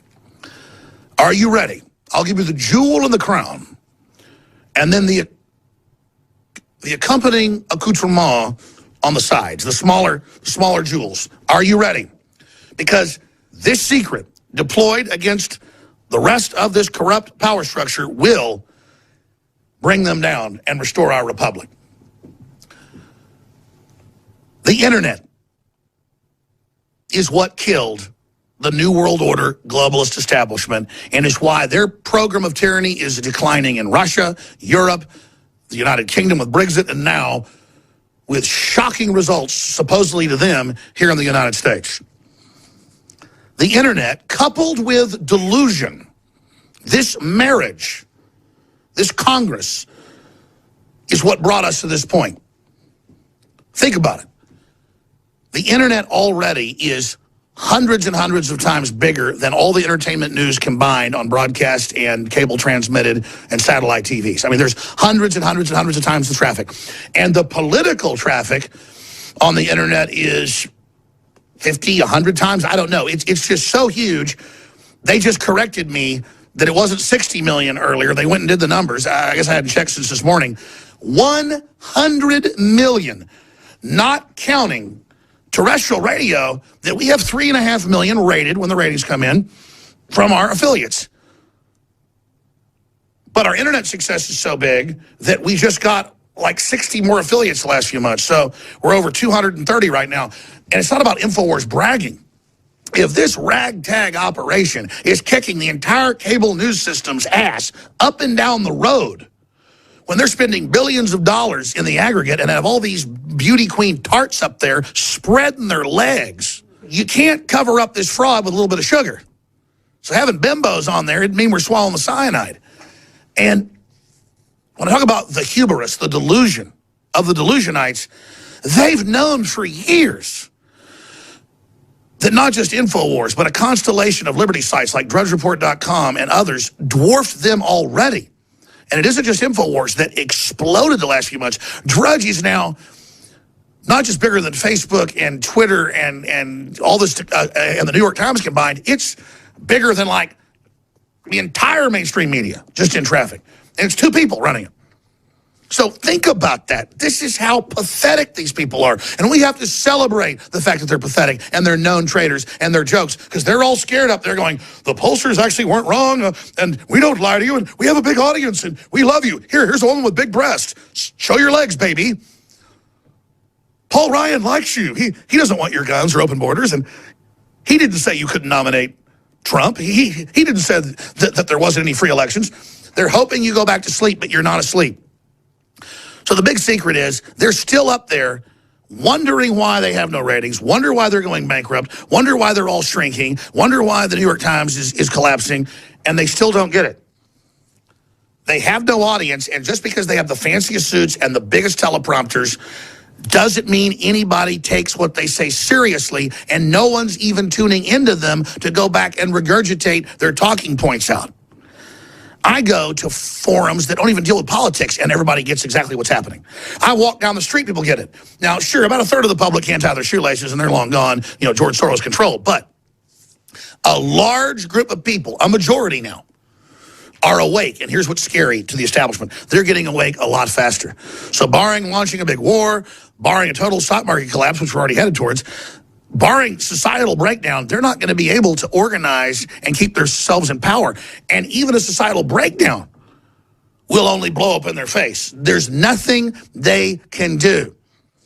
Elites always believe they're invincible. They always believe they're unstoppable. So you have the big jewel, the internet, and their own delusion. Instead of admitting they've lied in the last decade as their credibility collapsed, they began to double and triple down, making fun of us, laughing at us, saying we're pathetic, saying we wear tinfoil hats. That's all they've got is this carnival barker scam to act like we're the ones with no credibility, and he's that Alex Jones, that nut on the internet. I am so proud we're self-made in a market of ideas coming from local radio and Access TV 21 years ago. I like my grassroots bona fides. But you're all from trashy families, social climbers, who went and sold yourselves out to the elite. I go study most of these talk show hosts and most of these movie people and most of these politicos, and man, they come from families where their dad was a con artist and their mom was involved in weird stuff, and nothing bad about this, but failures and swindles and scams, and the elite went and found a bunch of trash. Most of the people out here aren't trash. You come from a family of plumbers that are good, honorable, hardworking folks. You're good people. You put them in power, they do a great job. Ranchers, police officers, whatever the case is. But you look at the political class, they're all these wannabe nouveau riche trash who are sociopathic, narcissistic, empty, totally dishonorable. So they were typecast and picked to be the cacophony of parrots, to sit up there repeating the same thing over and over again, so we would all feel like we were alone when we thought, well, I thought tax cuts helped, or I thought family was okay, or I thought guns were all right for self-defense, or gee, they just don't seem to get that good people defend themselves. Of course they get it. They're a ruling class of filth trying to capture the greatest nation on earth. And then I realized good people never brag about their families. Good people don't ever just think what good folks they come from or what their ancestors did, or they don't even go look into it. And then I went and looked into my family and all the things they did. I mean, I don't go back to the founding of the country, or the Mayflower, or Texas independence. I mean, at the detonator level of it with Andrew Jackson. I mean, my family was detonator level. On my mom's side, complete, absolute detonator. Original funding, everything. And you bet it was a covert operation. You better believe it. And then it goes right through to my grandfather, comes back from World War II and runs as a Republican for desegregation, and then works with Eisenhower in his little county and has the Klan come after him. So I can be called Klan today by a bunch of racist Mexicans with Mexican flags. I can like jackass this. I mean, I just realized, of course I'm fighting tyranny. Of course I'm not out to screw people. Of course I'm not trash. And Trump's the same. You don't start a fight with Trump, you don't get one. He's for prosperity. He does hard-nosed, deals. But he does want to bring back this republic, and that's why that swamp of trash and filth and scum are coming after him. And if he thinks Megyn Kelly and Little Twinkle Eyes, Paul Ryan, aren't going to stab him in the back when they're trying to act friendly now, he's crazy. They're just holding back because at a metaphysical level, they come from filth. You look them up, they come from trash. And they inherently have an instinct of trash because they are trash. And to them, the jewel of America and hijacking it and raping it and destroying it attracts them. George Soros, the Saudis, the communist Chinese leaders, these are bad people. They have to be recognized as who they are, wanting to conquer greater men and women. So now you've seen the big secret. You already knew it. You know I'm telling you the truth. It's the internet. It's bigger. It's there. It's the people. We've broken with mainstream news. We don't buy a word they say. They can't ever put it back in the bottle again. We're going back to basic Americana and what worked in free market, not something like they're saying they don't know where they're going or where they're doing. Yes, they do. They've rediscovered liberty. We've rediscovered it. We've promoted it. Ron Paul's promoted it. Countless others have promoted it. And so now we're selling what works, what feels good, what's honorable, what's true, what's historical, what our forebears did. And it's spiritually, metaphysically clicking in all of us as the spirit of America comes back from the dead. That we do the hanging. We run the show. We build the ships. We fought the wars. We planted the crops. We took care of the kids. We went in the mines. Not you.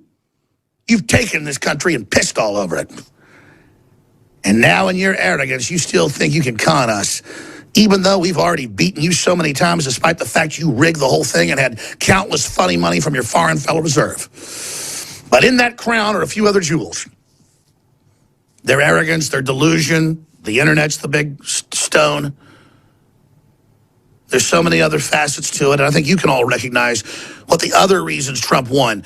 People waking up worldwide, the globalist excesses, being so arrogant they appoint presidents in Europe and bankrupt countries. No, really. I mean, what are other jewels in the crown that brought Trump in? His stamina, his courage, his will, the people supporting him, Nigel Farage, whistleblowers, the rise of the new media in this internet system, and the vacuum the media created by standing down and being so evil. The truth is, history's happening, but we've retaken a beachhead. We're winning the overall war, but now we have to drain the swamp, and we cannot sit here and just roll over now to these people because they are scum, they are trash, they must be prosecuted, justice must be done. They wanted to shut down the internet, shut off talk radio, go after peaceful people, persecute the media. Obama sits there all arrogant like he's this big humanitarian when the border's wide open and our country's collapsing and the health departments are going under and he's on vacation 5 months out of the year. It's time to fully, it's kind of like you eat some poison food and you vomit part of it up. You feel a little better, but you need to get it all out. We've got about a third of the vomit out, a third of the poison. We know there's more poison. We got to get it out. We got to drink some fresh water. But in closing, sitting here thinking, I mentioned the jewel in the crown and the other stones that accompany it, but I didn't mention the overall plan and this crown of idiocy that was placed upon these traitors' heads, and that's God. God moving through time, moving through history, sitting back 20-plus years, seeing where InfoWars came from, frustrated over the years, trying to build, trying to fight, trying to develop, and then right as it was needed, at the final point, going into warp drive and absolutely energizing the planetary resistance. God is moving in all of us, and it is Jesus Christ that gets the final thanks in all of this. Because as it's been said a million times, the Lord works in mysterious ways, and the Lord works from the most common and simple of us to the most supposedly high up. Because God knows it's the good men and women of this planet, of every race, color, and creed, that are the resistance. Welcome back into the fourth hour of the Alex Jones Show. Owen Schroyer with you, and lots of things are transgressing right now since the election of Donald Trump. Obviously, the big thing that people are talking about are all the protesters, the violence, the hypocrisy, and everything we've seen from them. We'll talk more about that here in a minute, but I got to remind you about our election super specials. This sale has been extended at InfoWarsLife.com. This is the Help Defend Liberty sale.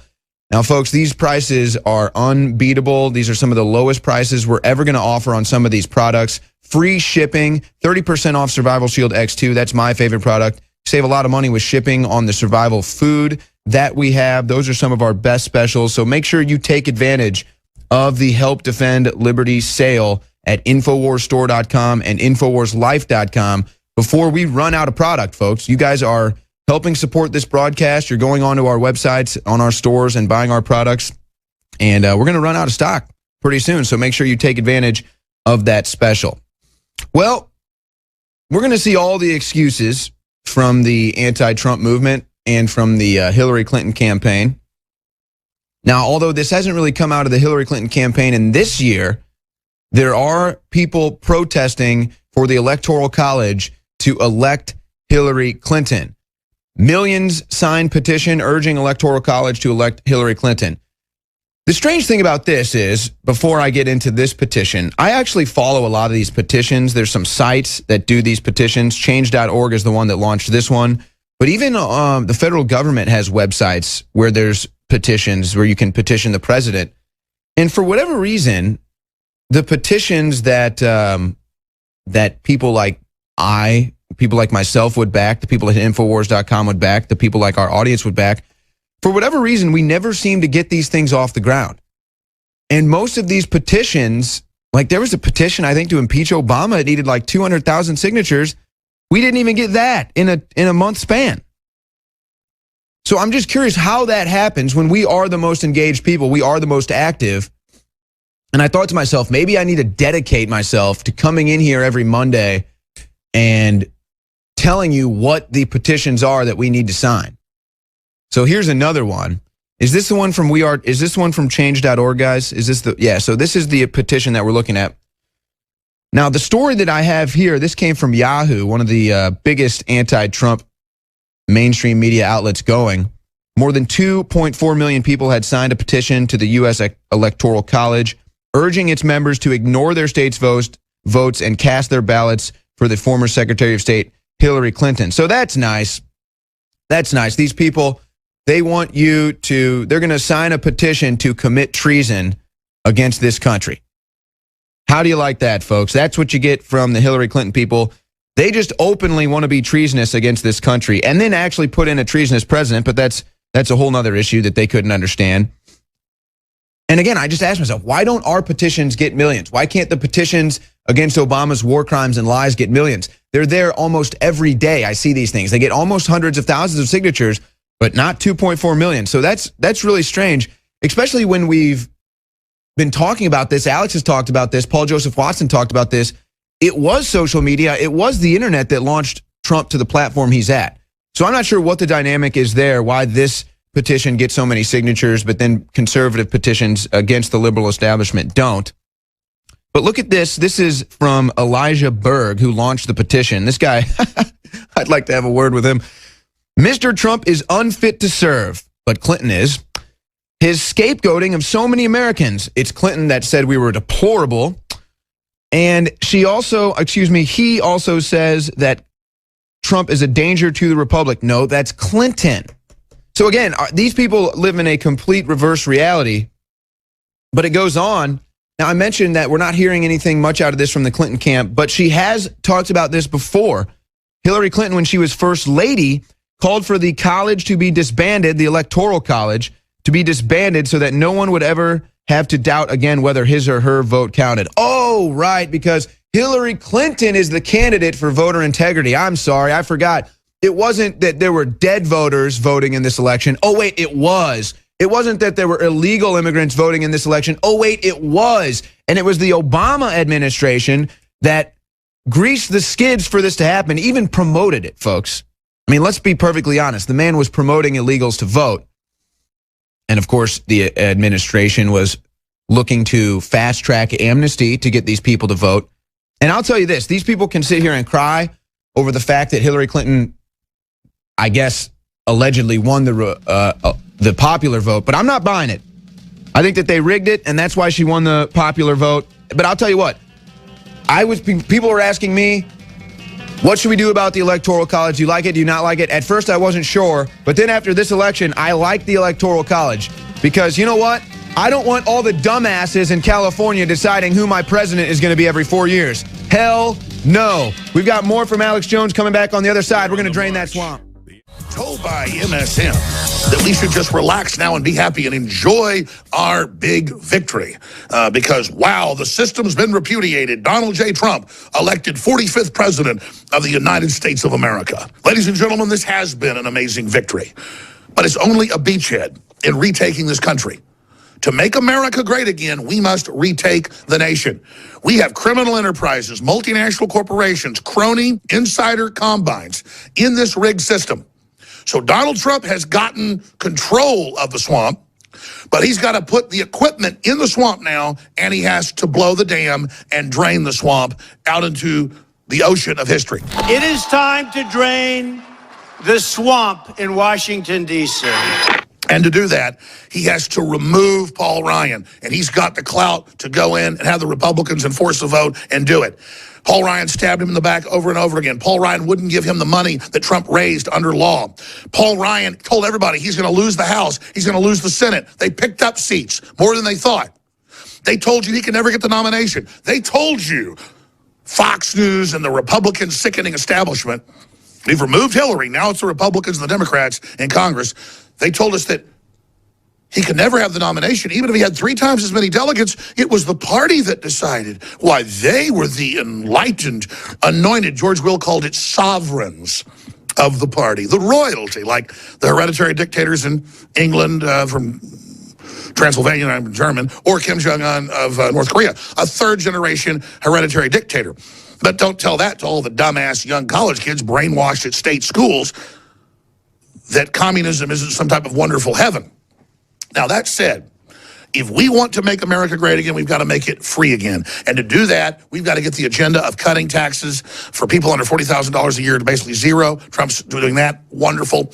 Cutting the corporate tax so it brings the money back to the U.S. We have the highest in the world. And a lot of those other basic issues. Not letting people just undocumented flood in with cholera and stuff like leprosy that's been gone for over 100 years in this country at record levels. The CDC admits health departments are collapsing everywhere.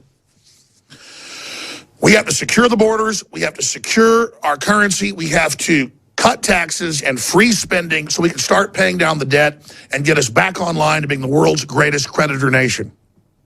And if Trump's going to do that, he can't work with Harry Reid and Nancy Pelosi and all these other people who are going to stab him in the back in a minute.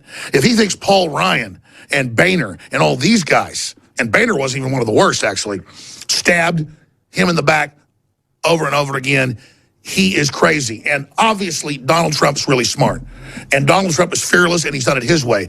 He's discredited the media. He has discredited the pollsters. He's discredited the whole lying system because we, the people, were backing it. And everybody knows that they use the fact that InfoWarriors were probably half of Trump's base support and brought in a lot of blue-collar folks and educated folks and liberal folks and Reagan Democrats that understand we're true liberals that want to restore the republic. That's what a paleo-conservative is. These terms mean nothing. And so we brought in the grassroots. We brought in the Reagan Democrats. We added that seal of Americana, that seal of true populism.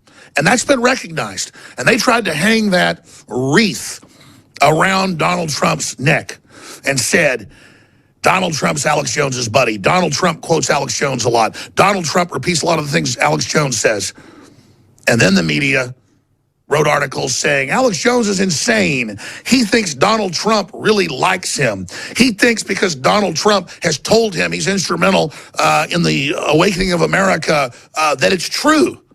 So again, it's that paradoxical system where they say one thing out of their mouth one day and another thing out of their mouth another day. The truth is, I know this movement is about InfoWars because it's about you.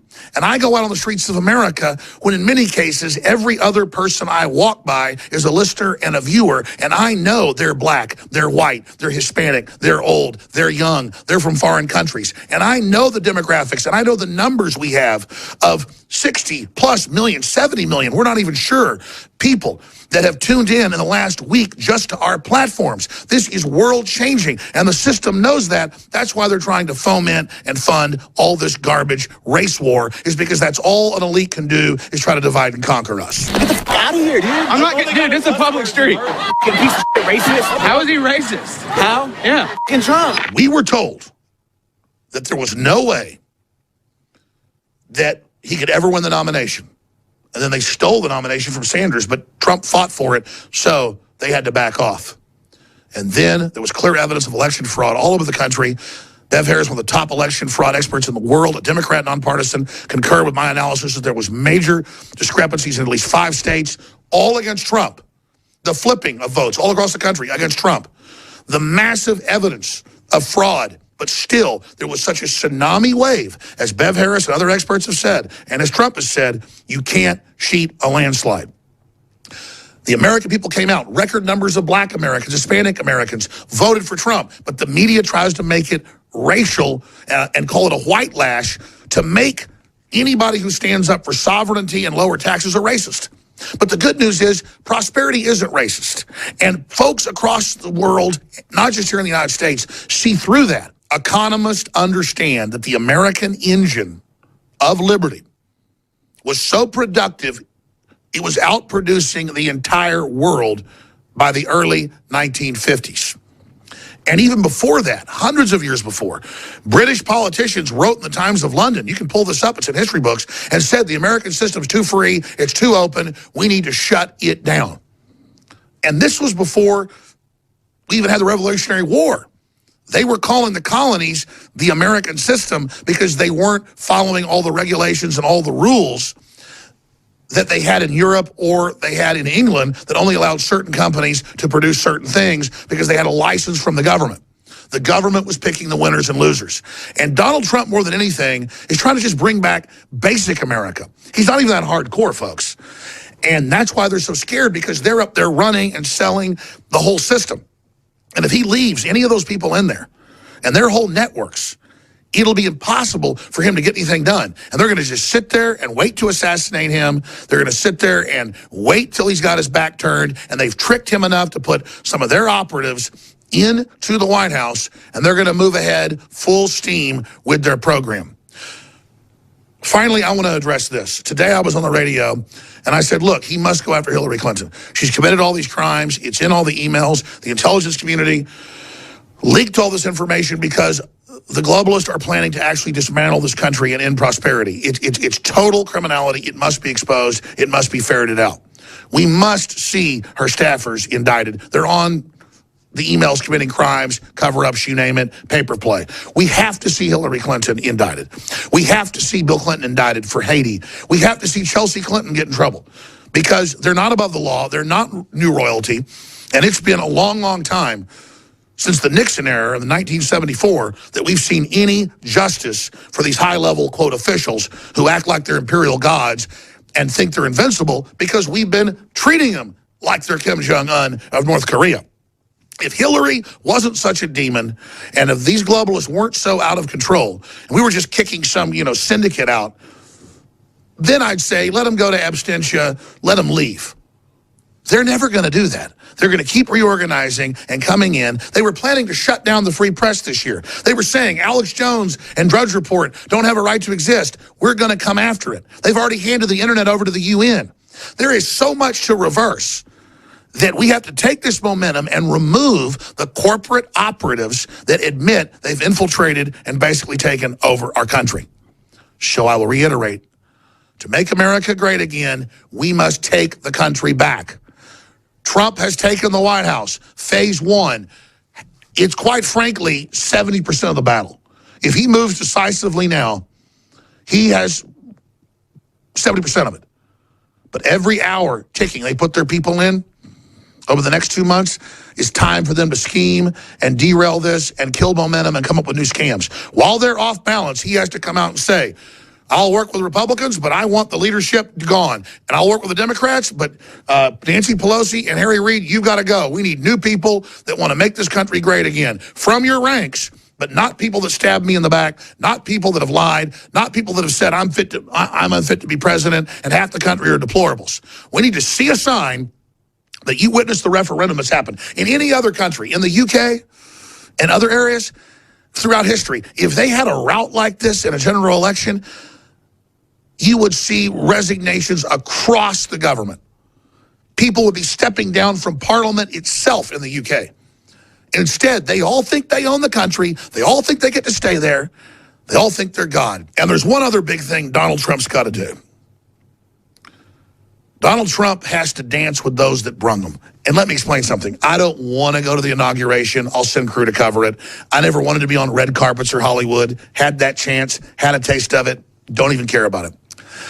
I'm saying you have to dance with the policies and the Americana ideas that brought you. We don't need to see Donald Trump all over the mainstream TV like Obama did, fawning with them and going on entertainment shows and trying to be America's friend. We need somebody to be a leader to save this historic republic. And I know Donald Trump clearly intends to do that. But people are saying to me, oh my gosh, will Donald Trump come back on your show? Or does Donald Trump call you? Or will you get to go to the White House and eat dinner? I don't want to go to the White House and eat dinner with a bunch of weirdo ambassadors and strange people. I want to change the world here with the people and the grassroots, and we've just done it. I want to take our country back and make not just our nation, but the world great again. So this isn't about me wanting to get into the power structure by supporting the right candidate or asking for some job or wanting to get some corporate sponsorship. I built my own system. We do things our way. We won and innovated and are bigger than the establishment media by ourselves, and we're just getting up on our legs right now. InfoWars is changing the world. You're changing the world. And this whole process is about understanding that we're the underdog. We're coming from behind, like in 1776, against the greatest army the world had ever defeated, the British Empire. So, you got all these politicos around Trump, and they're going to tell him go along with the system. Go with what made you great. Go with what was a maverick that changed the whole system. Destroyed the entire Politico operation without spending, money on their big networks. You changed the world. So I know that you understand how critical it is to now take that to the next level. And I have faith Trump will do it. He has had the instincts and the spirit of just something I've never seen in my life in someone running for office. He is a maverick, the consummate maverick, and he succeeds in the next phase of this.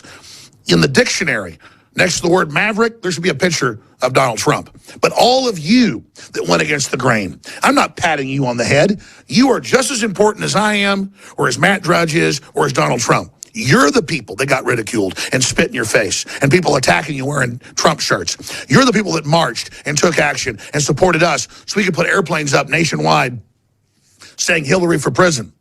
You're the ones that across the board are defending the Second Amendment and promoting sovereignty and promoting true basic freedom. You're the oxygen that runs this whole thing. You're the wind in the sails. You are the most important. You're not behind InfoWars. You're at the heart of InfoWars. You are the resistance. You are the answer. And so no matter what happens with Trump, as I said, whether they steal it from him or not, and I thought he was going to win because I had the poll numbers and talked to folks on the ground. We win because we exposed the globalist. We promoted populism. We exposed the insider deals. If they tried to steal it, it'd blow up in their face even bigger. Now he wins in an electoral landslide. And they're up there panicking and squirming and weaseling, saying now they're ready to work with Trump. Now they're ready to, no. You cannot trust people with a history of committing crimes against the Republic. They must be prosecuted because they will never stop their criminal activities until they've been brought to justice, and it must be done. So, folks ask, why didn't you go to the Trump rally when he was here in Austin, even though I was invited? And I sent my crew, we were there, but I said, when about a third of the people in the audience of 20,000 were wearing our T-shirts, and when our reporters got mobbed, we were the rally. Do you understand that? We created the movement and the launch pad so there'd be a populist system against the globalists. I said our best chance would be a libertarian, bipartisan Tea Party movement taking over the Republican Party. We analyzed it. We looked at it from every angle. I originally came up with the battle stratagem myself and openly pushed it to members of Congress saying, look for a candidate. I had no idea behind the scenes generals and other people had picked up on the plan, and my Declaration of Independence Part 2 that Drudge posted that went viral, and that was a small part of the generating the ideas of Donald Trump being drafted. But Trump knows from day one when people were trying to draft him to run for president. They did it because they knew he was a good person and because they knew there was a giant liberty movement in the United States growing exponentially and that military and police were particularly dialed into it. So I've given you some of the back history here as well, just so people understand we don't need to be told how great we are. We don't need to be patted on the head. We don't need to be brought into the inside of the system because the whole scared system is telling Trump, keep us out. I wouldn't go be part of it inside if they invited me in. We're building the new system here. That's what America was all about. Leave Europe, leave other oppressive areas. Come here, set up something new. It won't be perfect, and when it gets corrupt, move further out. And here we are on the frontier, building the new America, building the new Atlantis in Central Texas. Not in the old, crumbling, demonic, pedophile-run demon pit of D.C. or L.A. or New York. We're here in the new country, and it's a spirit, it's an idea, and we're animating the contest of liberty. We're animating the sleeping giant because we are the sleeping giant. Alex Jones signing off for Infowars.com. If you're watching this transmission, I've told you 1,000 times, now do you believe me? You are the resistance. Thank you, Alex. And he talks about wanting to build America again. You know, it's amazing. What are we seeing right now with these protesters? They're literally burning flags, tearing America down. Now, the reason I talk about this is because here's an interesting dynamic for me. First of all, I just got this story. Muslim student lies about hate crime by man in Trump hat. So a Muslim student makes up a story that a Trump supporter ripped her hijab off and shouted racial slurs at her. She completely fabricated that. A typical liar right out of the Hillary Clinton camp, I'm sure. A supporter of her. That's what happens when you have a liar as a leader. But here's what's crazy, folks. Remember, at the beginning of this election cycle, what did the mainstream media say? Trump supporters were violent. Trump supporters were bad. What do we see now? The exact opposite. What do they tell you at the end? Trump will not lose gracefully. What are we seeing? The Clinton fans are the ones not losing gracefully. When will people see that the mainstream media is straight up lying to you? We'll be right back. Final segment of the Alex Jones Show. Back to the Alex Jones Show. I want to remind you about the election super specials at InfoWarsLife.com and InfoWarsStore.com. Folks, we've got some of the biggest discounts on all of our products across the board. Health products, T-shirts, hats, water filters, emergency food, everything, folks.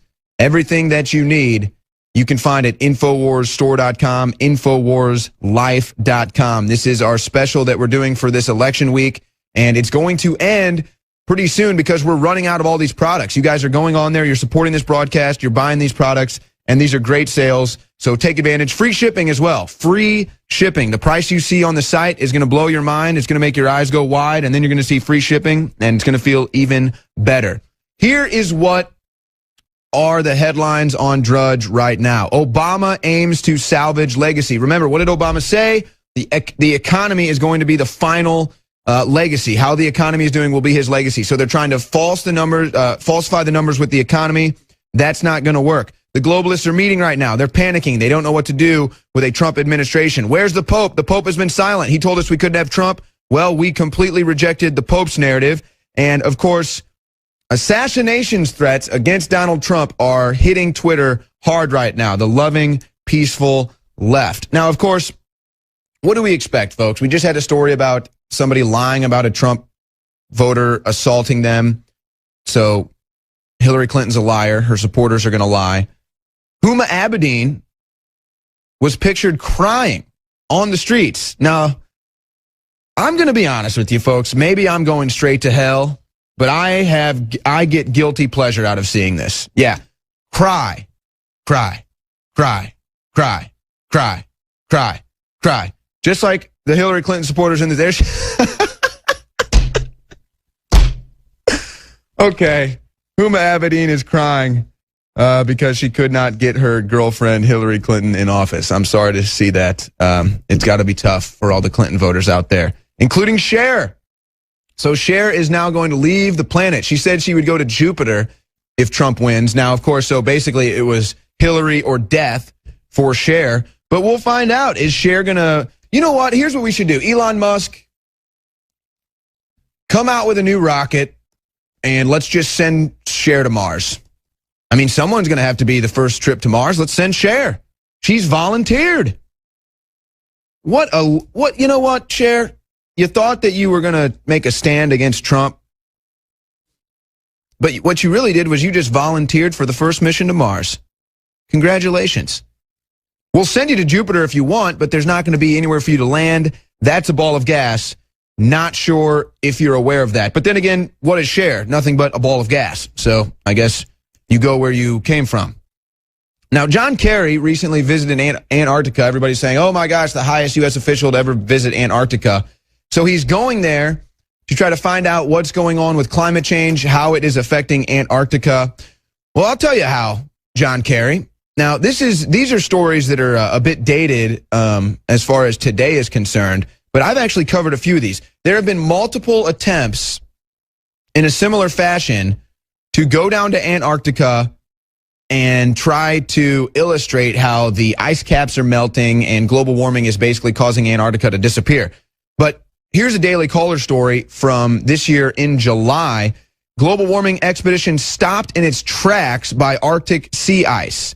There are multiple stories of this. Actually, if you scroll down here, guys, they actually list how there are multiple examples of this. Folks, they take these boats, okay, and what the liberal global warming captains and crew on this ship think they're doing, on these boats think they're doing, is they think that they're going to go prove that everything has melted down there and they can just, you know, float right up to the land. Guess what happens? They get trapped in ice, and then they have to get hauled out because they're stuck in ice. But you know what? Screw everything. I'm just going to do the mannequin challenge because that's what's cool. Here's my mannequin challenge going out. Infowarsstore.com. Support this broadcast. Mannequin challenge.